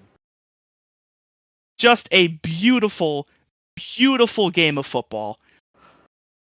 Jets are still the Jets. Just end the suffering. Oh my god. It's just, this was one of those games that I kept checking up on the score, and I was like, what is happening over there? Like, Yeah, I was there's no like way. a war correspondent for this game. Dewey got drafted Oh to shit! watch Jets Broncos. Man, I wish they would have put Zach Wilson in to kneel the ball at the end. That would have been really funny. Oh my god, it would have been. Just like the ultimate middle finger. Bo Nix has got to protect his rushing yards, obviously. So Yeah, Nathaniel Hackett lost his second revenge game, yeah. but Zach Wilson won his. I'm starting to think that Nathaniel Hackett guy really ain't that good at this football stuff. What made you think that? Just a feeling. How much time you got? Yeah. Big shout out also Brees Hall, 10 carries for 4 yards. That's going. Yeah, Yeah, That's Brees not Hall good. was a non-factor in this game. which it makes sense as one of the best running backs in the league. He's probably got the box stuffed against him, which, you know, you look at how little he got through that game and how much his teammates got instead. You know, Javonte Williams or Braylon Allen got the majority of the yards from that instead of him. So it's about who's getting teamed and everything, but it was still an ugly game for him. He'll be Oh, fine. So Broncos advance to 2-2. The Jets fall to 2-2. I have no idea what to make of the Jets, man. What a weird team. I don't They're know the what to make of the Jets. Broncos either, because they had 2 really pretty ugly games to start the year, and now they've beaten 2 potential playoff teams in back-to-back weeks on the road. Oh yeah. Like, their defense is really fucking good again. Yeah. One team that I do know what to make of is the Tampa Bay Buccaneers. Coming Last off week, of a I loss guess, to said Broncos. yeah, last week, just a weird blip on the radar, like you mentioned, that very good defense. The Bucs beat the Eagles 33-16. It was not nearly as close as the score makes it seem. No. Jalen Hurts had an ugly game, and Baker Mayfield went right back to just dishing it out. I always appreciate a good stat line, and I like that Bucky Irving and Rashad White both had 10 carries for 49 yards. It's very nice. That's beautiful. Mike Evans has been off to kind of a slow start this year. This was definitely his coming out game. Needed that one. Oh, good for him. Yeah. Yeah. God damn it. Yeah, there's I was gonna say this is like I think Jalen Hurts is 0-4 against the Bucs in his career, and they have just consistently terrorized him. It's like the I do wanna Saints with talk Tom about- Brady. Yeah. Speaking of Tom Brady, though, I do want to talk about. He had a weird quote. Oh yeah. Oh yeah. Now, I love Tom Brady as much as anybody else, but this one was a little weird. another one that I get it. I wouldn't have said it, but I get it. Yeah. Well, it's not necessarily the Super Bowl rings thing. It's the if I wanted to have fun, I was gonna go to Disneyland with my kids comment. Yeah, Tom, that's probably why you're divorced now. It's because you told your wife, "Sorry, babe, I'm not actually retiring. I need to go get the shit beat out of me by 300-pound men every week." Tell For you the what, 21st year in a row. that man loves the game. He Gotta does. respect it. First in, last out, just real lunch pail type guy. Well, actually, no. What it is Tom Brady is going to remarry somebody so he can get an 8th ring. he's gonna Oh my marry Baker God. Mayfield. Yeah, that was that was just funny to read that, where because the first thing was oh, I thought stressful was not having Super Bowl rings, and I was like, yeah, I mean, I agree. You should probably still take your kids to Disneyland, Tom. It's like I can I was- imagine, yeah. Instead of kissing your son on the lips, take him to Disneyland instead. Well, Baker Mayfield ended up channeling his inner Tom Brady in this game because holy shit, what a fucking stat line he had. Yeah, maybe it was an intentional thing because Baker always plays the best when like somebody's counting him out, and so Tom Brady, still being a Buccaneer at heart, was like, I gotta amp my guy up. But yeah, 30 of 47, 347 yards, no turnovers. Baker might be the other guy that we're talking about as maybe the MVP favorite. Imagine, it's just funny. Go back to 2018 after the draft and be like, hey, in like 5 years' time, Baker Mayfield and Sam Darnold, they're going to be the front runners for MVP. And Browns and Jets fans will be like, hell yes, dude, finally. And then you'll be like, actually, it's for the Vikings and the Bucks. Well, not just that. Imagine going back to 2022 when the two of them were teammates on the Panthers. And with how bad the Panthers were playing at the time, you tell Panthers fans that they're both in 2 years going to be MVP candidates and that neither of them would be playing for the Panthers. Yeah. And you'll have Andy Dalton. So Yeah. if we're going to continue turning back the clock, we had an appearance today, or on Sunday, by the Eagles for John Ross for his first time in 3 years. Finally saw an NFL field again. And targeted Why is twice. he a wide receiver wearing number 38? Because, yeah, why not? Maybe he put his jersey on upside down. It was actually supposed to be 83. Oh, maybe. How do you put a jersey on upside down? Don't worry about it. Well, that and the only touchdown by the Eagles in this game, passing, was scored by Paris Campbell. They call him tripod for a reason. Jesus. Yeah, I forgot about John Ross though. Yeah, he is like an all-time draft bust, I'm pretty sure. Bengals Dude legend. was great, and then he got hurt a lot. Great in college, did not translate to the league. Yeah. But it warms my cold dead heart to see the Eagles doing poorly, and at the hands of the Baker-led Bucks, that just makes it even sweeter. Yeah. Yet, and the Eagles are still 2-2, like still very much in contention, of course, for the division. But as we'll talk about from another team this week, and in fact, the very next game on our list, I don't think they're the favorites anymore. Do we want to just jump to that game? Yeah. What team would that be? That would be, of Your course, team, bitch! our team. Because the Washington Commies defeated the Arizona Cardinals. It was never even close. The Cardinals have been frisky this year, but it did not matter because the Commanders. How many drives in a row was it that they didn't punt? It's like 20 16. consecutive drives from week 1 to week 4. That is insane. Good God. Jaden Daniels, 26 of 30 for 233 yards and a touchdown, as well as 47 on the ground, as they roll the Cardinals 42-14. I know last year I picked the Commies as my division champ. I'm pretty sure I picked him again this year. I can't remember. I know Steven did. I sure as hell did. I'm reveling in this. I thought they would be like a fun 9-win team. They might just be like 2012 RG3's rookie year level. Yeah, right now. it's got Minus that the vibe to it. devastating, inevitable knee injury. This team is good, but they have God on their side now. So there's that's just a not good. buzz around it. This is a different team than in the past. Yet there was a stat that Fox put up at the end of the broadcast of this game that blew my fucking mind apart. That through the first 4 games of a season with at least 75 pass attempts, Jaden Daniels has the highest completion percentage in NFL history.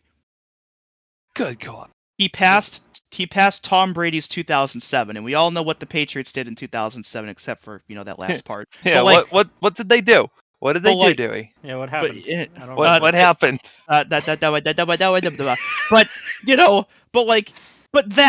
But to do that in your first 4 career games, let alone the first 4 games of a season, just what the fuck? Yeah, it makes no sense. I think a lot of like coming out of the draft, I think people were like, yeah, I know Jaden Daniels, he can be pretty good. And then we saw the preseason stuff, and it was like, all right, but it's preseason. And this has just been legit. It's been for real. Through the first 4 games, they've punted 4 times. They've had 23 scoring drives and only 19 incompletions total. And the only other team in the Super Bowl era to have more scoring drives than incompletions through 4 weeks was the 1973 Rams. That is an insane statistic. What the fuck?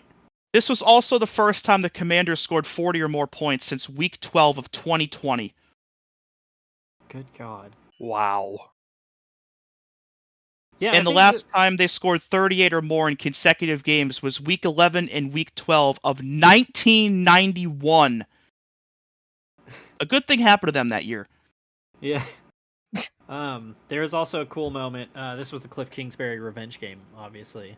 Yeah! If you guys haven't seen the clip of him getting the game ball after the game, I'll have to send it after this. It's I have fucking not. great. It's so good.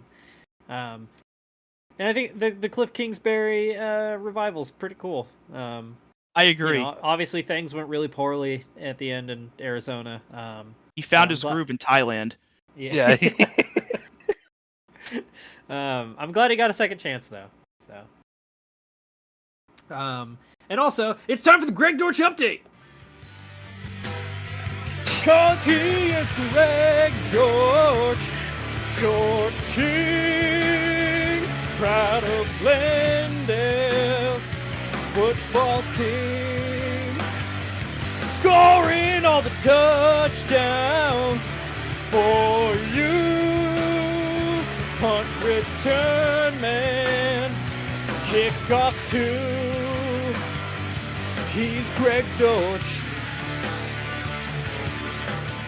I have to update that. He's not doing kick returns anymore. He did have 1 punt return for 4 yards, as well as 4 receptions for 38 yards. And that was the Greg Dortch update. Good stuff. Yeah. Yeah, and that was Commanders Cardinals. An almost as lopsided game happened in San Francisco as the 49ers beat the Patriots 30-13. Man. I'm assuming you watched all of this one as well. Unfortunately. Well, I'll preface this by saying I was expecting this beatdown to be way worse. Like, I thought this would be like 20 or 25 points at the minimum. So the fact that it was only 17 was like very surprising. I mean, still sucks that they lost, but like, you know, they kept it within 2 scores for a while at least. That being said, this offense is fucking anemic. Dude, it is as bad as it was last year, and oh my god, it's fucking awful to watch. When I watched them against the Jets, it was pretty bad. Ramondre Stevenson has not been a factor. Well, it doesn't help when the offensive line is like Swiss cheese. Yeah. They gave up 7 sacks last week and 6 more in this game. 13 sacks allowed over 2 weeks is fucking brutal. I think Jacoby Brissett is finally hitting the like, please don't make me play football anymore, guys. Well, the problem is that he's also sucking ass because he threw one of the worst pick sixes I've ever seen in this game. It was bad. It was really just bad. Threw it straight to the fucking chest of Fred Warner, who said, "All right, thanks," and just ran it all the way back. Here, hold this. Oh, man.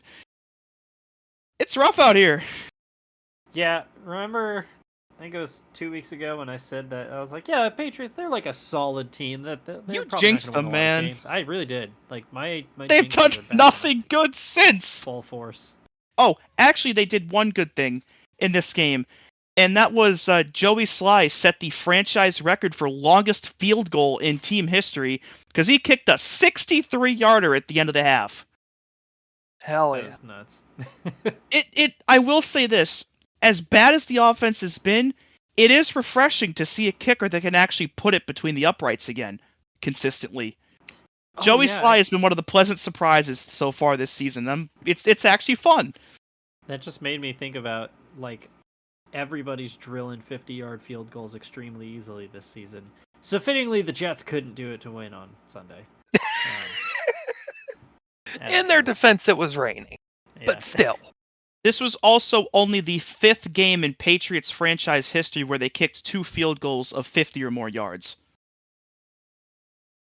That normally would be pretty cool, except when you look at the state of affairs, and it's like, oh, they're not even getting close. Yeah, They Stephen got kicked Gostkowski from did it. way out. Gostkowski did it 3 times. Nick Folk did it once, and now Joey Sly of all people. Yeah. On the 49ers And that's side, about where the fun ends. yeah, on the 49ers side, Jordan Mason continues to just be a rock in place of Christian McCaffrey. More about him later. 431 God. yards of total offense, too. Why did I'm my telling speakers just do the that? Niners get these running backs. They make them in a lab or something. I swear. They It's really It's do. the same lab the Steelers get their wide receivers from, and it's the same lab Hendrick gets their crew chiefs from. They're clones, all of them. It's coming out They're of plug and play. the assembly Yeah. line. Well, it's a Shanahan offense for you, but still, it's unbelievable how the next man up always delivers for them. Oh yeah. Yet no receiver no receiver had 100 yards in this game for the Niners, and yet that's the crazy thing is they were missing Debo for a couple weeks. They're down McCaffrey still, but they can still spread the offense around that much to where they've been missing like arguably the best playmaker in the NFL, and they can still drop 400 yards of offense and 30 points on someone. Oh yeah. Just- And especially too on like Brock Purdy's interception just ended up not even mattering in this game Exactly. Yeah, because of that. It would So have the been cool if they had done something with it, but no. Why do So- that? The 49ers even out their record at 2-2. The Patriots fall to 1-3. Good thing a lot of people are 1-3. Yeah. Some things are certain in life. It's death, taxes, and the Chiefs beating the Chargers in LA. Just, Yeah. These are like home games for the Chiefs at this point. I mean, it's a home game for everybody. When the Chargers play at home, the Chiefs right now, they remind me of like the 2019 Patriots, where they're not good. Yes, they do. But they just keep finding ways to win, and it's kind of infuriating to watch because the Patriots have, or not the Patriots, the Chiefs have no business being. I'm pretty sure they're the only undefeated team left. Minnesota. yeah, the that's right. Vikings. But they're just like they make everything is just so difficult for them. The Chiefs are going to get the number 1 seed in the AFC by accident. They really are. This was a game that like I don't know what the fuck Harbaugh's trying to do with this offense right now, man. Like It's hard to tell. Justin Fields is clearly hobbled. He's got a bad ankle. And it's eliminated an entire like part of their offense with his lack of mobility. And even then, they were still in a position to win this game with the turnover on downs on the Kansas City 3. I don't know. Did you guys see this play? It was infuriating to watch. So, the play before it, Herbert hits who was their tight end? Josh Palmer, like 3 yards short of the first down marker, and he just like rolls and isn't touched until he's after the marker. And they mark him short, and they don't review it. And instead of challenging it, which they would have won the challenge, Harbaugh just lines them up as like, whatever, we're just going to go for it on 4th down, on 4th and 1. And then instead of, they don't call a quarterback sneak, they don't call a pass, or they don't call a run, they don't call like a short pass, they just like do a straight drop back and throw it into the end zone. And it's incomplete, and they turn the ball over, and then 2 drives later, the Chiefs score, and that puts them up 17-10. It was like, what are you doing? Like, yeah, Justin Herbert can't move right now. Hand it off. I don't know, put in your backup quarterback and send him fucking diving in to get the first down. It's a yard, or challenge it. Honestly, Do something. Once they turned the ball over on downs, when that happened, I kind of figured the Chargers were going to lose. Yeah, I mean, it was so deflating to watch, because you're like, this is the exact type of thing that the Chiefs capitalize on and the Chargers don't. Right. And that's why Yeah. the Chiefs dominate this rivalry. I think it's also with Harbaugh, I would say running a college-style offense is going to cause problems like that. Yeah, you've taken one of the most dynamic quarterbacks in the league and you've made him boring. Like, come on. I mean, the run game did not work at all this game. J.K. Dobbins had 14 carries for 30 yards. Gus Edwards was not a factor. And this was a game where the Chiefs lost Rashee Rice to a pretty nasty knee injury. Potentially for the year, too. Friendly fire, too. Mahomes throws an interception, and then in the scramble to, stop the play, they collide knee to knee, or, like, not knee to knee, but Mahomes hits his knee, and it was bad. I mean, this was a game that, like, the Chiefs should not have won, and they still found a way. Yep. The Chargers were like, hang on, no, we need to lose. So, maybe Anthony Lynn wasn't the problem. Maybe this is just the Chargers. Yep. So. I feel bad for Justin Herbert. There's an aura with the Chargers that this always happens, and we said at the beginning of the year maybe Jim Harbaugh would be the coach that could finally clear them of that aura.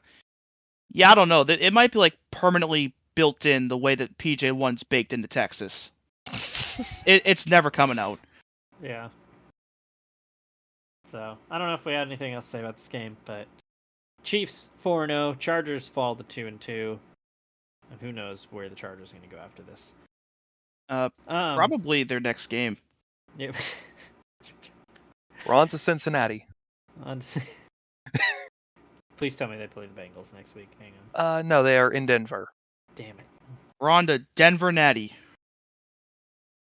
Actually, we're on to Baltimore for Sunday Night Football, where the Ravens come out on top 35-10 to even their record out to 2-2 and to knock the Bills from the undefeated ranks. The Bills might be really good, but there's one thing that we forgot about, which is that Derrick Henry dominates the Bills every time he's ever played them. We all remember him stiff-arming Josh Norman into last week. Because that was the tale of this game. 24 carries for 199 yards. They had a chance to get him 200, and they threw it on the last play on offense that they did. Yeah, I think my take on John Harbaugh got stiff-armed in the last week, too, because you know what? The Ravens might just be fine. Yeah. Yeah. That 87-yard run by Henry is just... A man that big should not move that fast. It reminded me of the run he had on the Thursday game against the Jags when he went 99 yards from his own end zone. Yeah, his first run vintage like that. Derrick Henry run. He does that at least like once or twice a year where you're like, oh yeah, he can still just do that. Yeah. Like 199 yards on the fucking ground from a guy of his size is ridiculous. I love, too, that they were comparing him to Eric Dickerson throughout the game, and I was like, yeah, I definitely see the comparison. For sure. Yeah. The Bills briefly flirted with making this a game, because the narrative has been that the Ravens can't finish these games out. They were up 21-3 at halftime, and then coming out of half, they punt. The Bills score a touchdown. They punt again, 2 straight 3-and-outs, and then all of a sudden it's like, oh, here we go. And then Sean McDermott gets a little too cutesy. They try like a trick play, like double pass. It doesn't work. Allen scrambles and tries to just make something happen and gets sacked, gets whacked in his throwing arm pretty hard and gets like hit down to the turf. And Josh Allen never looked the same after that. And they lose that fumble. Ravens go down and score to make it 28-10 at that point, and it just never felt the same after that. They miss a field goal in their next drive, and it was over after that. I do want to point out one other thing. Obviously, the Ravens dominated this game, and the fact that this happened made no difference. But mentioned, I think it was either after week 1 or week 2, the potential for Isaiah Likely to usurp Mark Andrews and potentially make him expendable. Mark Andrews was targeted once in this game. Yeah. I'm starting to wonder how the injuries from the last couple of years are really or if they're affecting him. 'Cause I'm trying to think, how long has he been around? This is his 7th year, I think. Oh god, I don't like going and be like, man, Mark Andrews is pretty old, and then I see his age and he's my age, and I'm like, fuck. Oh no. No, he's only been in the league since 2018, so That's his 7th season. yeah, same draft as Lamar. So, yeah, this was a game that like it definitely was getting away from the Bills in the first half, and I mean they're the type of team that can, I mean, just turn it up at any moment as well. I mean that ridiculous 50-yard throw that that Josh Allen made, where he was, you know, falling out or being pushed out of the fucking sideline. That was nuts. That leads to their first touchdown, and it was after that play you could kind of feel the momentum shifting towards the Bills, and that fumble really did like suck the life out of them after it. I'm not too concerned about the Bills, honestly. I mean, we've thought that the Ravens were supposed to be really goddamn good. This is just a slow start to the season, and I mean, you look at the way they've lost these games. They're again a toe away from beating the Chiefs, and you know, a weird game against the Raiders, and they'd be 4-0. So, yeah. Any other thoughts? They're good. I Yeah. mean, not much else to say. I could see this being another playoff matchup, Oh yeah. but I think it could go the other way. Oh yeah. I mean, that was the thing too. Like even when it was 21-3, it really didn't feel like it was over No. until we really got like through the third quarter. So, yeah. And then we go to Monday night, where if we're talking about over, it's definitely over for the Miami Dolphins as of right now. Yeah. It's over. Yikes. This was bad. The Titans come out on top, 31-12. And because it's the Titans, there can't not be weirdness. Will Levis throws one of the worst interceptions you'll ever see to start this game. And that's the 3rd time this season we've said that. I mean, they were doing some lip reading too, where you could see him like, I didn't even see him there, and it was like, well, Will, he was standing directly in front of the receiver that you threw it to. He didn't move. So I don't know. And then unfortunately he injures his shoulder on the next drive and has to come out. And in comes Mason Rudolph, because we just can't escape the 2019 Steelers, like Steven mentioned earlier. When's free Doug me. coming back? Free me from this hell. Oh, I forgot to mention a Josh Allen stat, by the way. I hate to go back to the previous game, but I forgot to mention it. This was the first time the Bills had lost by double digits since 2021. That is nuts. Wow. Josh Allen had the 6th longest streak in NFL history of starts without losing by 10 or more points. Goddamn. And about scoring about the Commanders scoring 40 in 4 years, this was the first time the Titans had even gotten to 30 points since Week 17 of 2021, which was also against the Dolphins. Oh, God.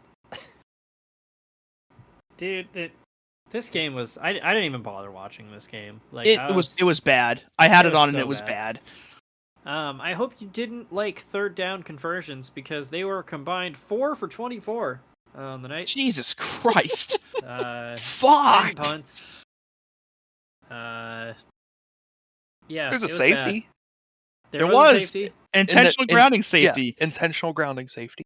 Oh my God. The Dolphins also now, through 4 games, have still held the lead for exactly 0 seconds. Because the field goal they kicked to beat the Jaguars was at the zeros, so they technically did not lead for any game time. They're the 5th team to do that since 2000 through 4 games. The 2001 Lions, who did it, went 2-14. The 2005 Texans went 2-14. The 2012 Chiefs went 2-14, and the 2017 Browns infamously did not win a game. The Dolphins might be in trouble. So we got to talk about also the final play the play after the safety in this game. I've I've tried to be optimistic about the new kickoff rule, but this was just proof that nobody knows what the fuck is happening, and this shit needs to change like now. So the Titans get called for or get a safety scored on them, or not the Titans. It's the Dolphins, right? Yes. Whatever team gives up safety. So the Dolphins are kicking off now, but they need to onside it so they can get the ball back so they can try to score to make this a game. For some reason, I mean, it was basically out of reach. And so instead of lining up for an onside kick, they line up for like a drop kick punt or whatever, because you can't, like a safety kickoff is not a normal kickoff. And so they do that, and none of the Titans try to cover the ball. They just kind of let it roll into the landing zone, or close to it, and the Dolphins recover it, and then all of a sudden we line up with the Titans with the ball in the Dolphins' red zone? God. And the ruling was that because the kick didn't land in the landing zone, like, it's a 15-yard penalty, and because they were going for an onside kick or whatever, it's from the point from where they kicked it off, so it would be from the 20 or 25-yard line, and then the 10-yard penalty, or the 15-yard penalty pushed the ball to the Dolphins' 10. It's just fucking nonsense. Like, who wrote this fucking rule? I think this is going to be the last year of an onside kick. I think they're going to have to replace it after this year. We're going to get like a 4th and 15 replacement at some point. Yeah. It's been rumored for years. I think this is finally where we're going to see it. Or maybe not getting rid of the onside kick, but introducing that 4th and 15 as an option where you can just choose one or the other. Yeah. The only thing that... Oh, go it's ahead. a shame. I love the onside kick. It's a fun play. In its current state, it's unusable. Sucks. Well, it's literally unusable. And you consider that the new kickoff rules have just like completely broken it even more.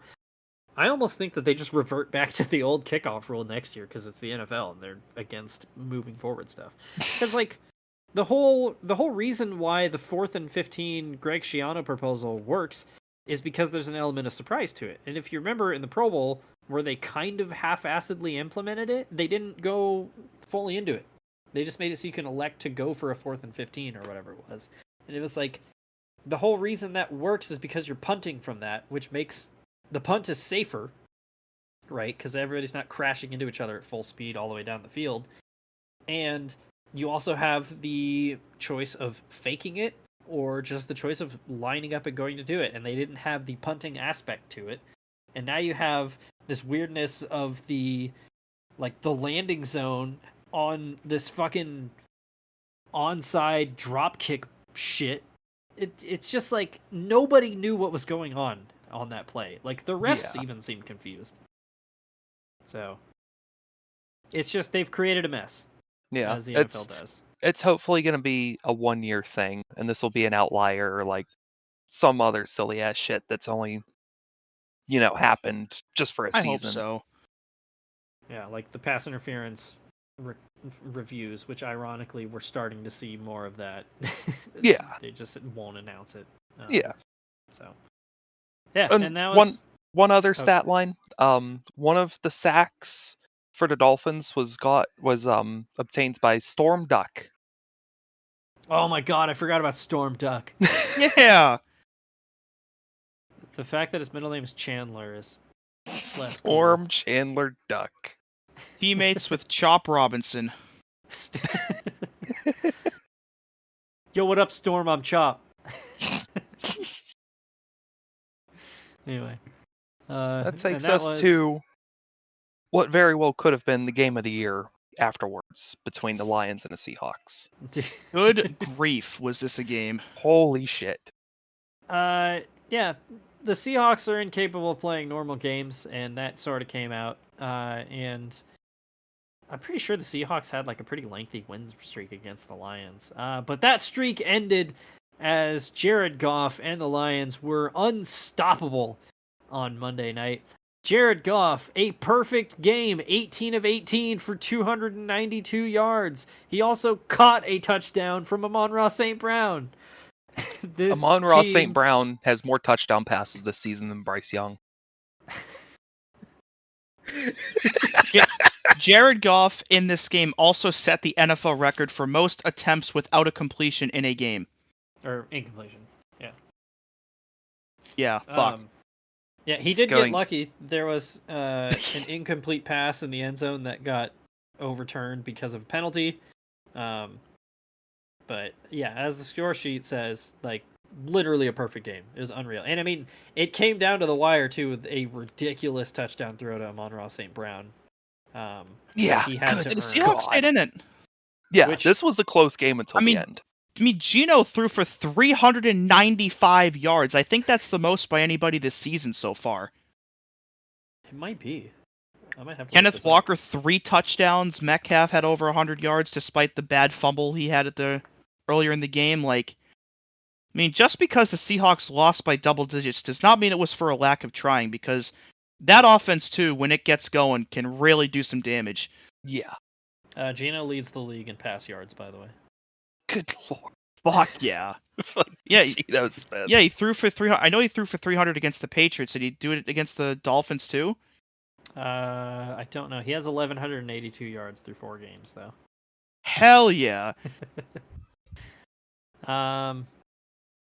289 against the Dolphins, 327 against the Patriots, 171 against the Broncos.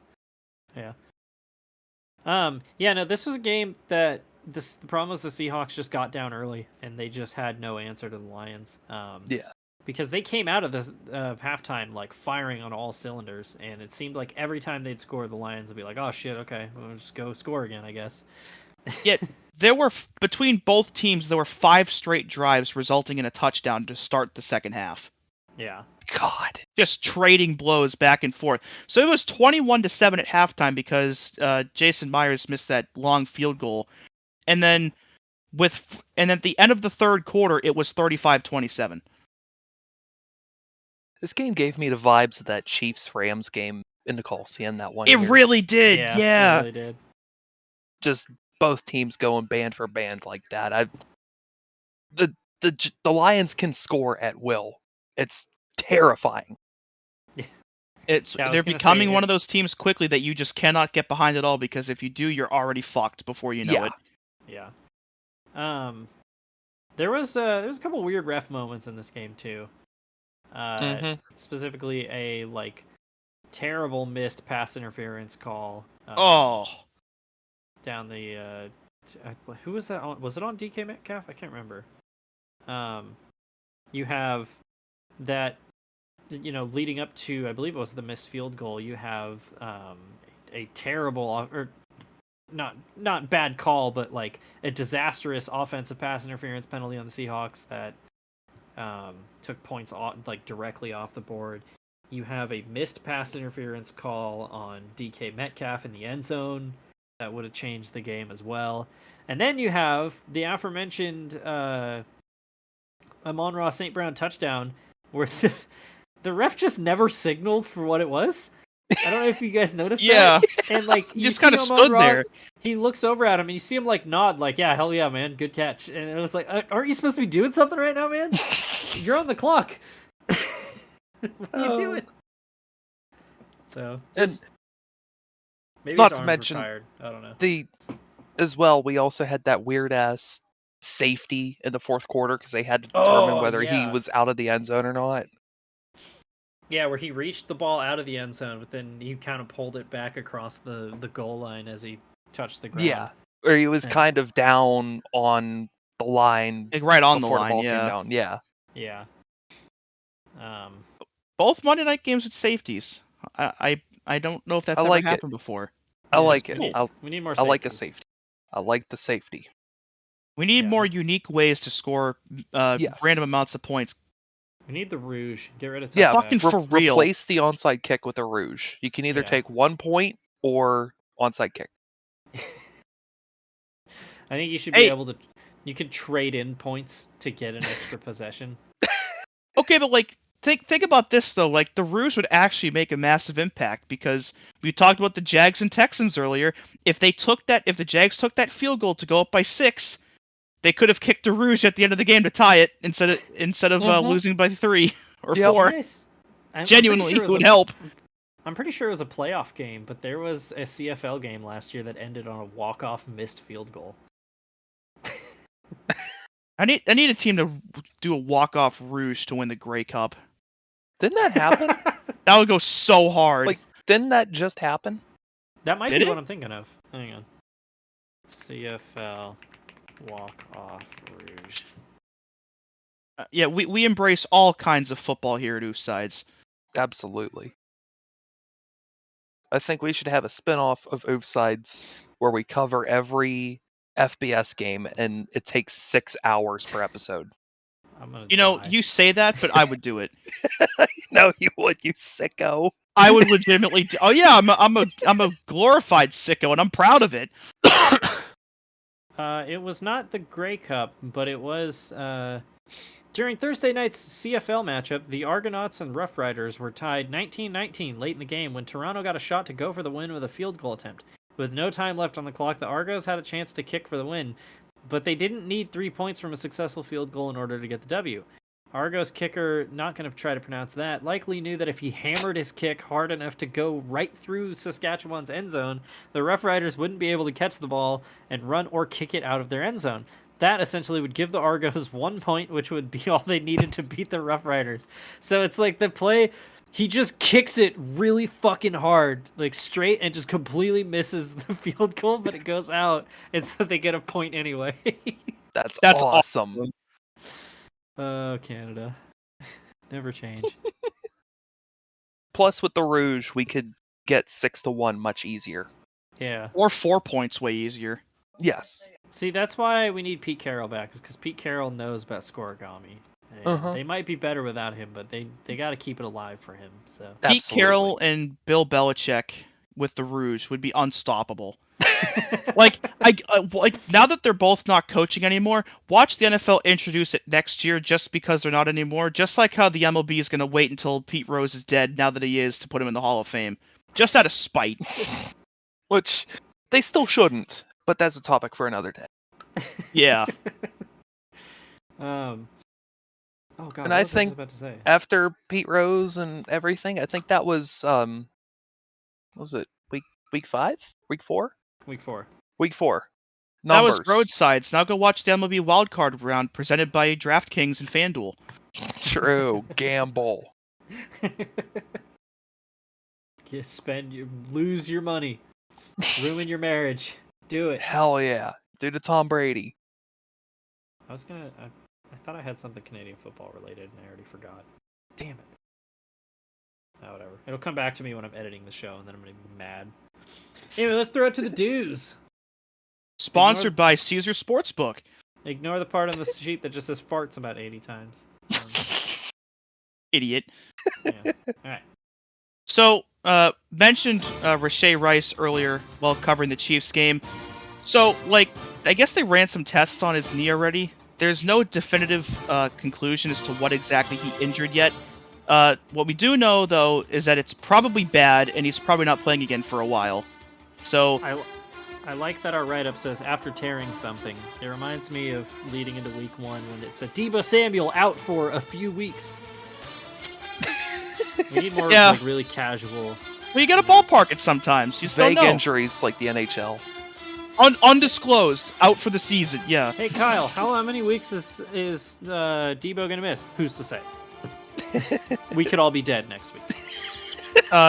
Yeah, and the Panthers, who had already lost their best defensive player to a trade in the offseason, and then lost their second best player to a season-ending injury, have now lost their third best defensive player to a season-ending injury as Shaq Thompson tore his Achilles against the Bengals and will not suit up again until week 1 of next year. The Cowboys lost 2 massive pieces on defense against the Giants despite the win. Micah Parsons, who hurt his ankle, wasn't put on IR, but probably will not play against the Steelers. DeMarcus Lawrence hurt his foot, and he was put on IR, so he's probably, missing at least 4 games with the IR. Christian Watson also hurt his ankle, not put on IR, but probably out for a bit. The Steelers lost another offensive lineman to a season-ending injury. James Daniels tore his Achilles against the Colts. This one is weird. So we talked about Christian McCaffrey having the Achilles tendonitis and that he flew to see a specialist in Germany about it. And now it turns out he has it in not one leg, but both of them. Bruh. So I think it sounds like he was trying to like work through it, but overcompensated and was too hard on his other leg. So now he just has the same problem in both of his fucking legs. So I don't know how much longer he's going to be out, but I can't imagine this is going to speed that up anymore. No, that's... God damn it, man. He was like finally starting to stay healthy too. Yeah, fool's gold with that one. Two players that tore their ACLs towards the end of last year had their practice windows opened up for this year. Nick Chubb for the Browns and Kendrick Bourne for the Patriots.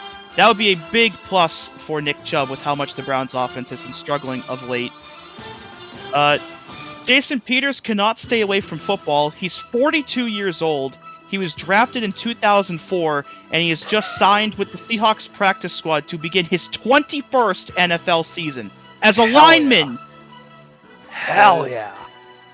Dude's the fact rock. That you said it in 2004, that is insane to think about. Yeah.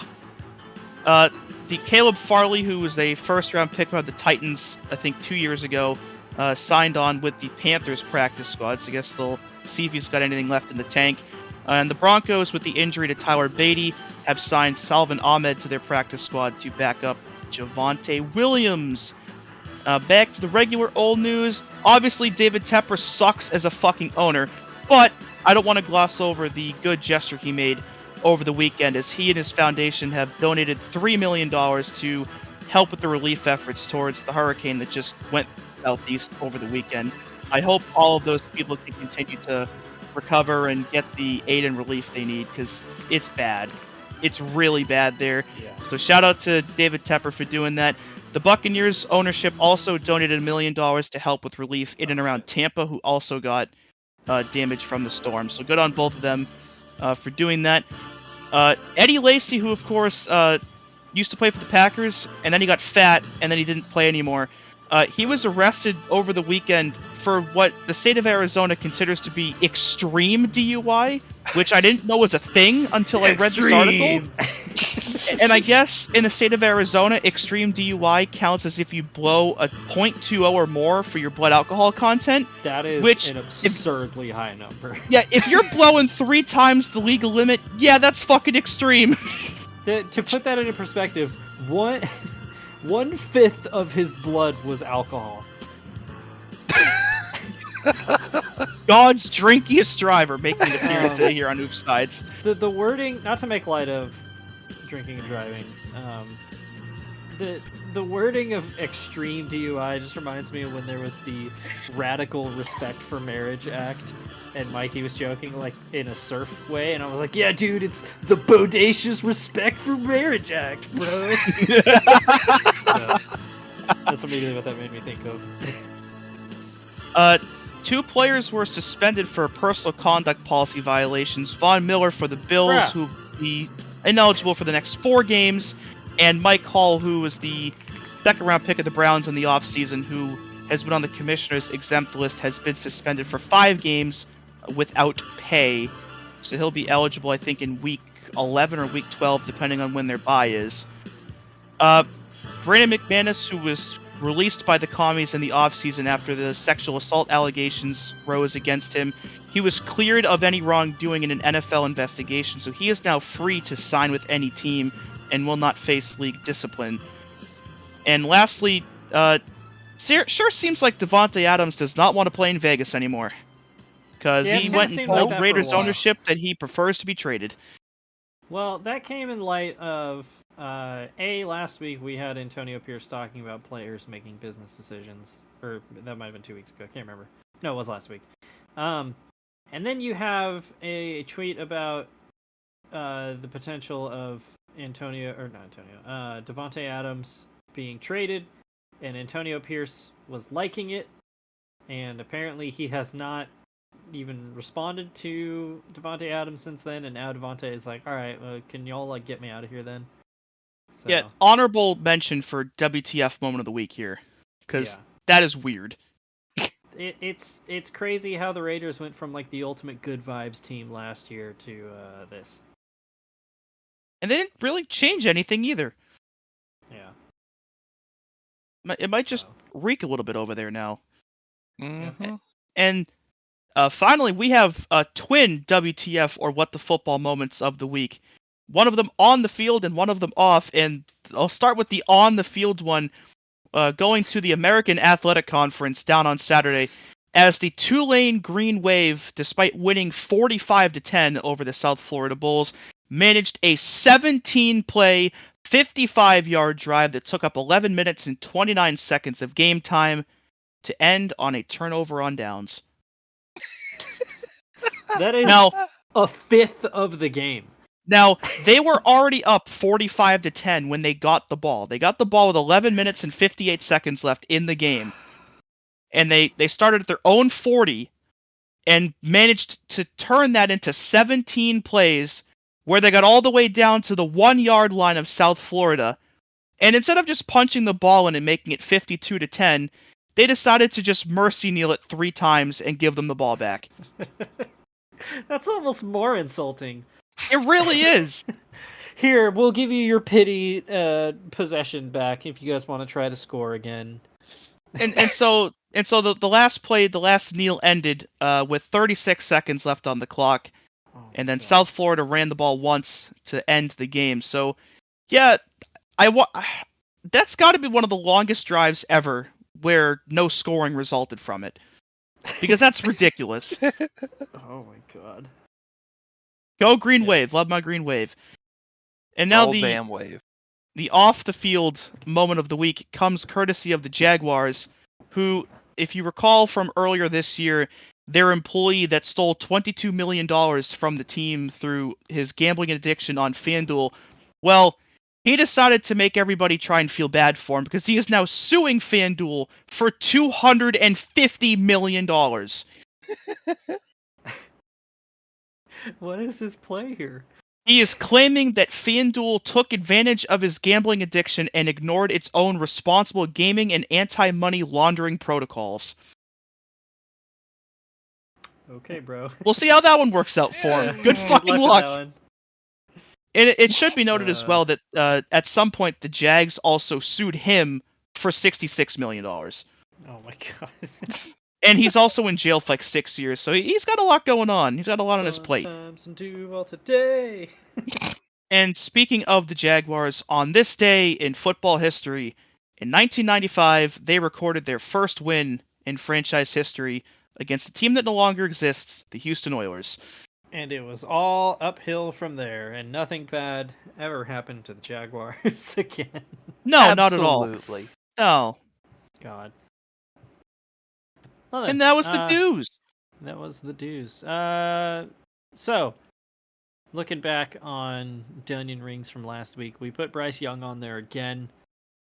We did strike out the Panthers from week 1. However, I think since they lost again, I think the Panthers should go back onto Dunyan Rings again. And I think that's what we Bryce Young agreed on. Bryce Young should be on there again. Yeah.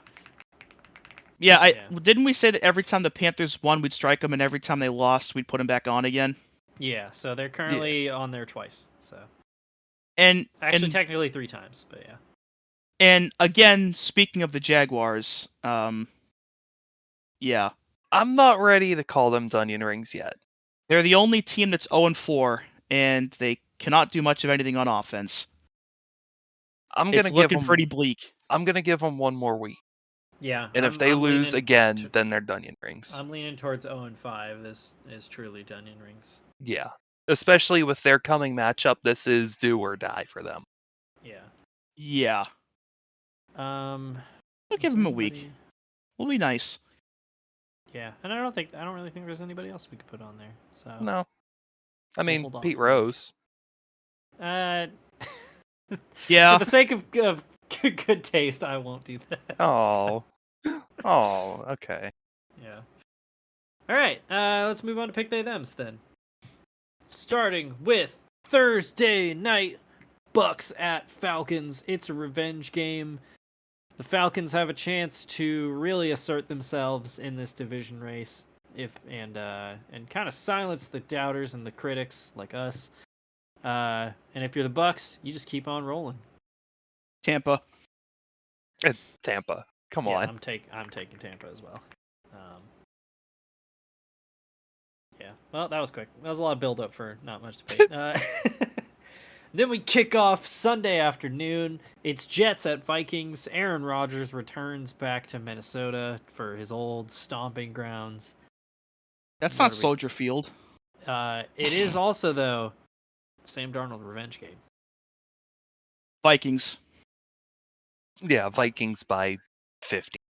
Genuinely, they're playing better football right now, and also I will not pick the Jets if I don't have to. So I'm really tempted to lock the Vikings. Honestly, both of these games I felt like locking. that's a spicy I was lock if you do. considering locking a Thursday game just goes against my religion, I You think. you can't do that. Maybe that's how I undo my cursed ass fucking locks, dude. I locked the Bengals against the Patriots week 1. I locked the Bucks against the Broncos, and I locked the Steelers this week. Like, I am cursed. All of my lock losses last year were fucking weird too. Yeah, don't you fucking touch Sam Darnold. Yeah, I don't want to curse Sam. I'll stay off him. Then we get first overall pick matchup. Trade revenge game. I don't know. It's Panthers at Bears. Andy Dalton revenge game. That's it. He was pretty. Oh, yeah, it feud with is. The Bears. Yeah. Fuck, I forgot about that. DJ Moore revenge game towards the Panthers too. Oh yeah. You know what? Panthers. They're clicking. Is that the first Panthers pick of the year? I think so. Probably. Yeah, it has to be. I'm gonna take the Bears. Yeah, I'm gonna take the Bears. No, Go week Bears. 1, Dewey, you Bears. picked the Panthers. I did. Yeah, because Matt picked the Saints and I picked the tie. Oh, that's Oh, right. that's We right. did. Yeah. Fuck, man. Fuck. Just retroactively changing some of Dewey's picks. Yeah, man, you I went do- 0-17 week 1. It's the craziest thing. Yo, no way. Well, I have to be totally honest though. I would have liked to have seen like a Bryce Young versus Caleb Williams matchup, but Andy Dalton gives his team a chance to win. And Yeah. I think with how wildly inconsistent the Bears have been so far, this is the type of game the Panthers can actually pull off and win. So I'm unironically going to pick the Panthers. All right. Oh, this could be really ugly. The Browns travel to Washington to face off the red hot commies. I am locking our team. You cunt. What if we made that a rule? So since the Commanders are our team, so we all have to lock our own teams, or we can all lock the Commanders in unison. Because it's our team. Well, I think locking the Patriots would be pick'em suicide for me, so probably the latter of those two. Oh god, maybe we'll have to do that sometime. Should we all lock the Commanders? It's gonna make us look really fucking stupid if they lose, so I'm for it. That's But you true. know what? Then we're all gonna look stupid and not just one of us. Yeah, Exactly. we win and lose as a team. Fuck it, we're all locking the Commanders. Wait, hold on though. But that's socialist. We're spreading the wealth around. Yeah. Yeah, that's spreading our the team. stupidity commies. around. Yeah, that's not what the. You know what? Okay. That's Yeah, they're socialism, similar. Dewey. Yeah. You're not doing good praxis right now. No, I'm right. Shut the fuck up. I'm right. Fuck you.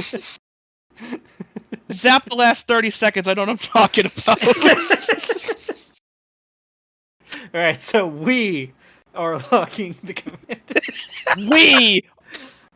Matthew, put the fucking Bugs Bunny hours communist meme in the Yeah! thumbnail, but he's wearing a Commander's helmet.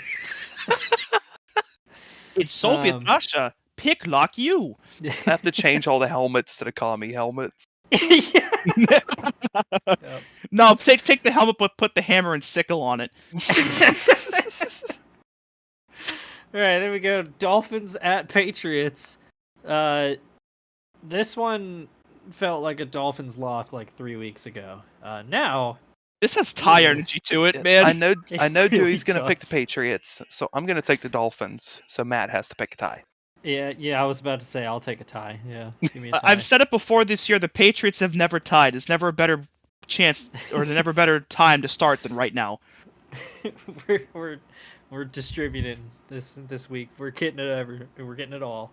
We're getting a redistributing tie, the ties we're from the all- top 1%. Colts at Jaguars AFC South matchup. This is disgusting. Okay, a word of warning: the Colts have not won in Jacksonville since like 2009. What? Oh, Really? that's right. Yeah. Yes. Yeah, they've always struggled in Jacksonville. I will be taking the Jaguars. They're getting off the mat this week. Oh, this is gonna be the game where they fight off the Junion Rings allegations. Yeah, I'm gonna take the Jags as well.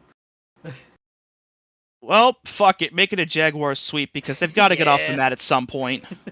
And I mean- think a team as inconsistent as the Colts is a perfect opportunity for them to do it. Joe Flacco could end their season though. One quick That's- side note as well. The Jets-Vikings game is in London. Forgot to mention that. Oh shit. God. That's gonna be a weird game. Sam Darnold revenge game across the pond. I will be there no matter what, says me as I will sleep through my alarm and miss the game.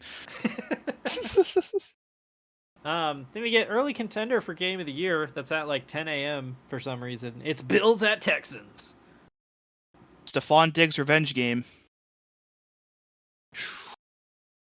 Houston. Man, I don't know. I'm gonna take the Bills. I think Why did you put the Steelers? it's right next to Texans. God damn it! Shut up!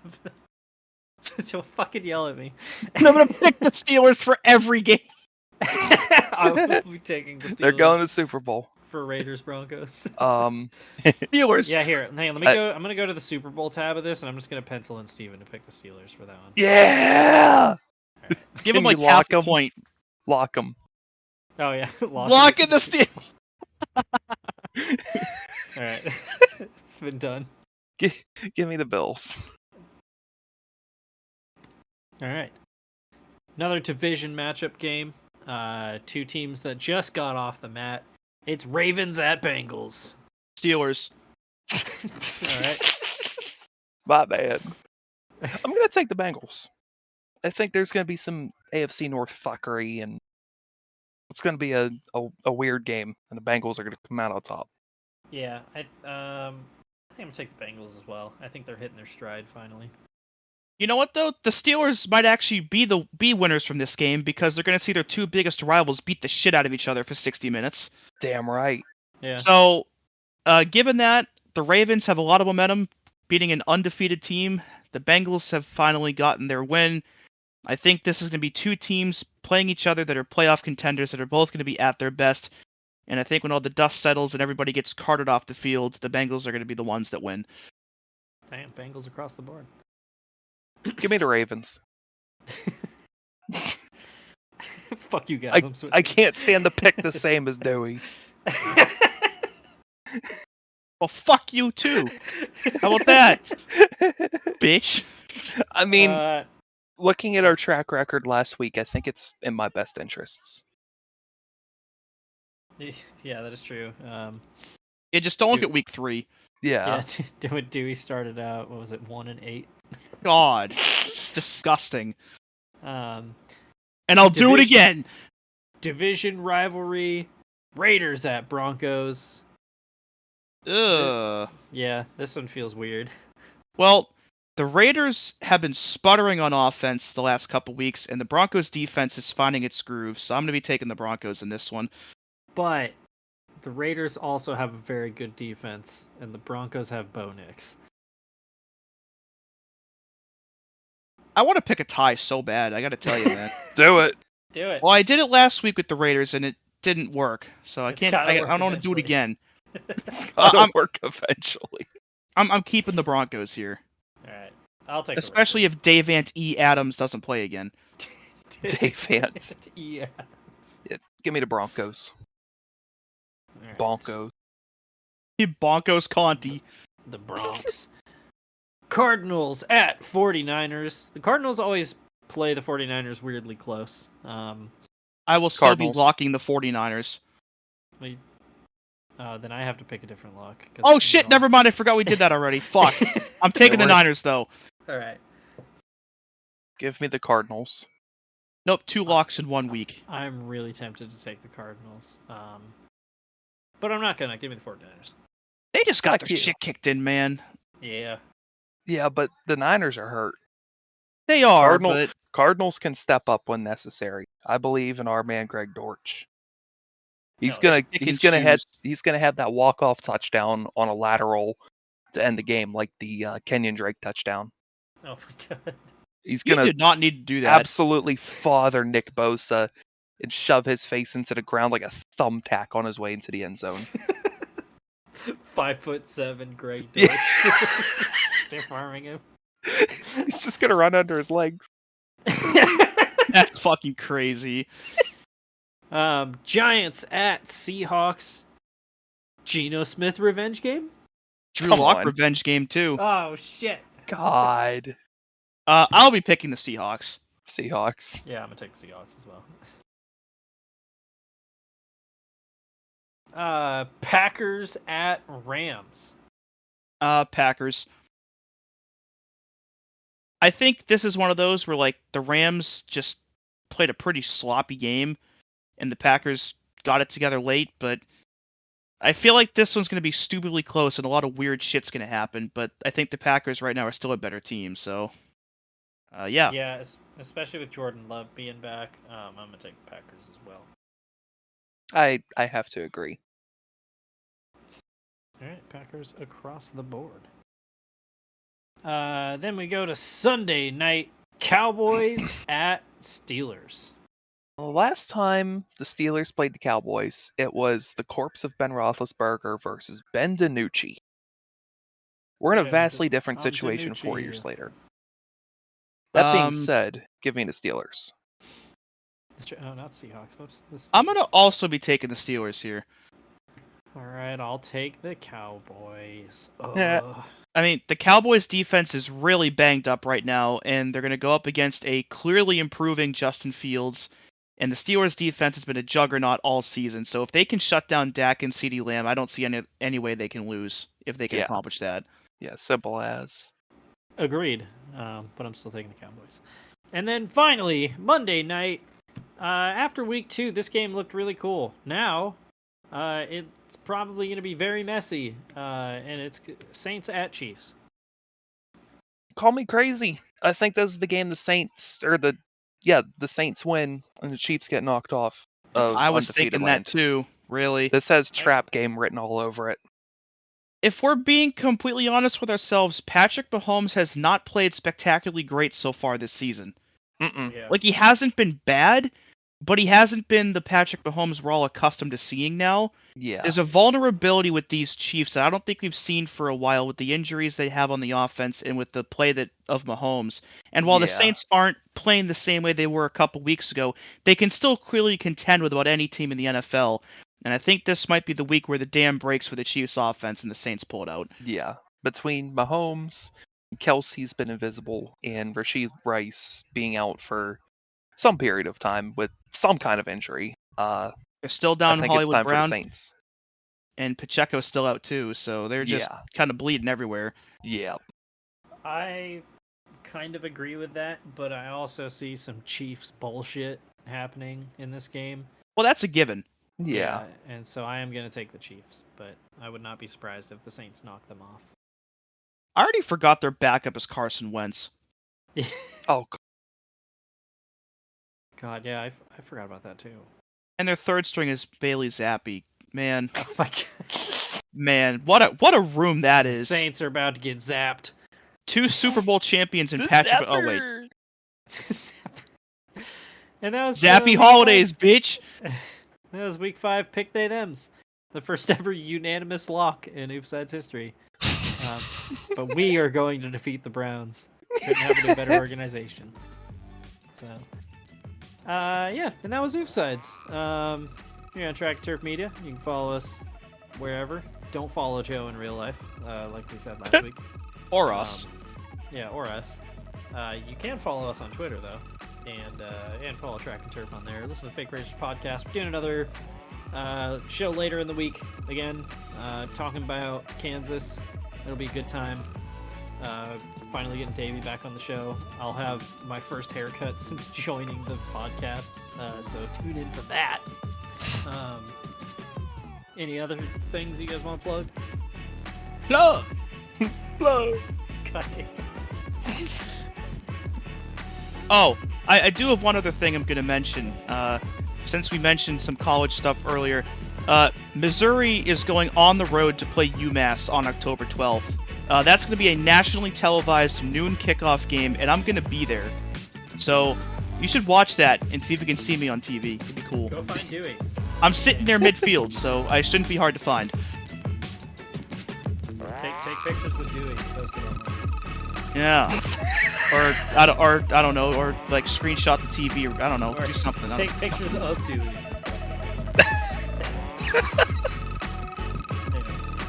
Yeah. That was The zoom ass. Anyway, this has been Oofsides. Thanks for listening. Yeah. And we'll see you next time. football. Bye. Football. Football.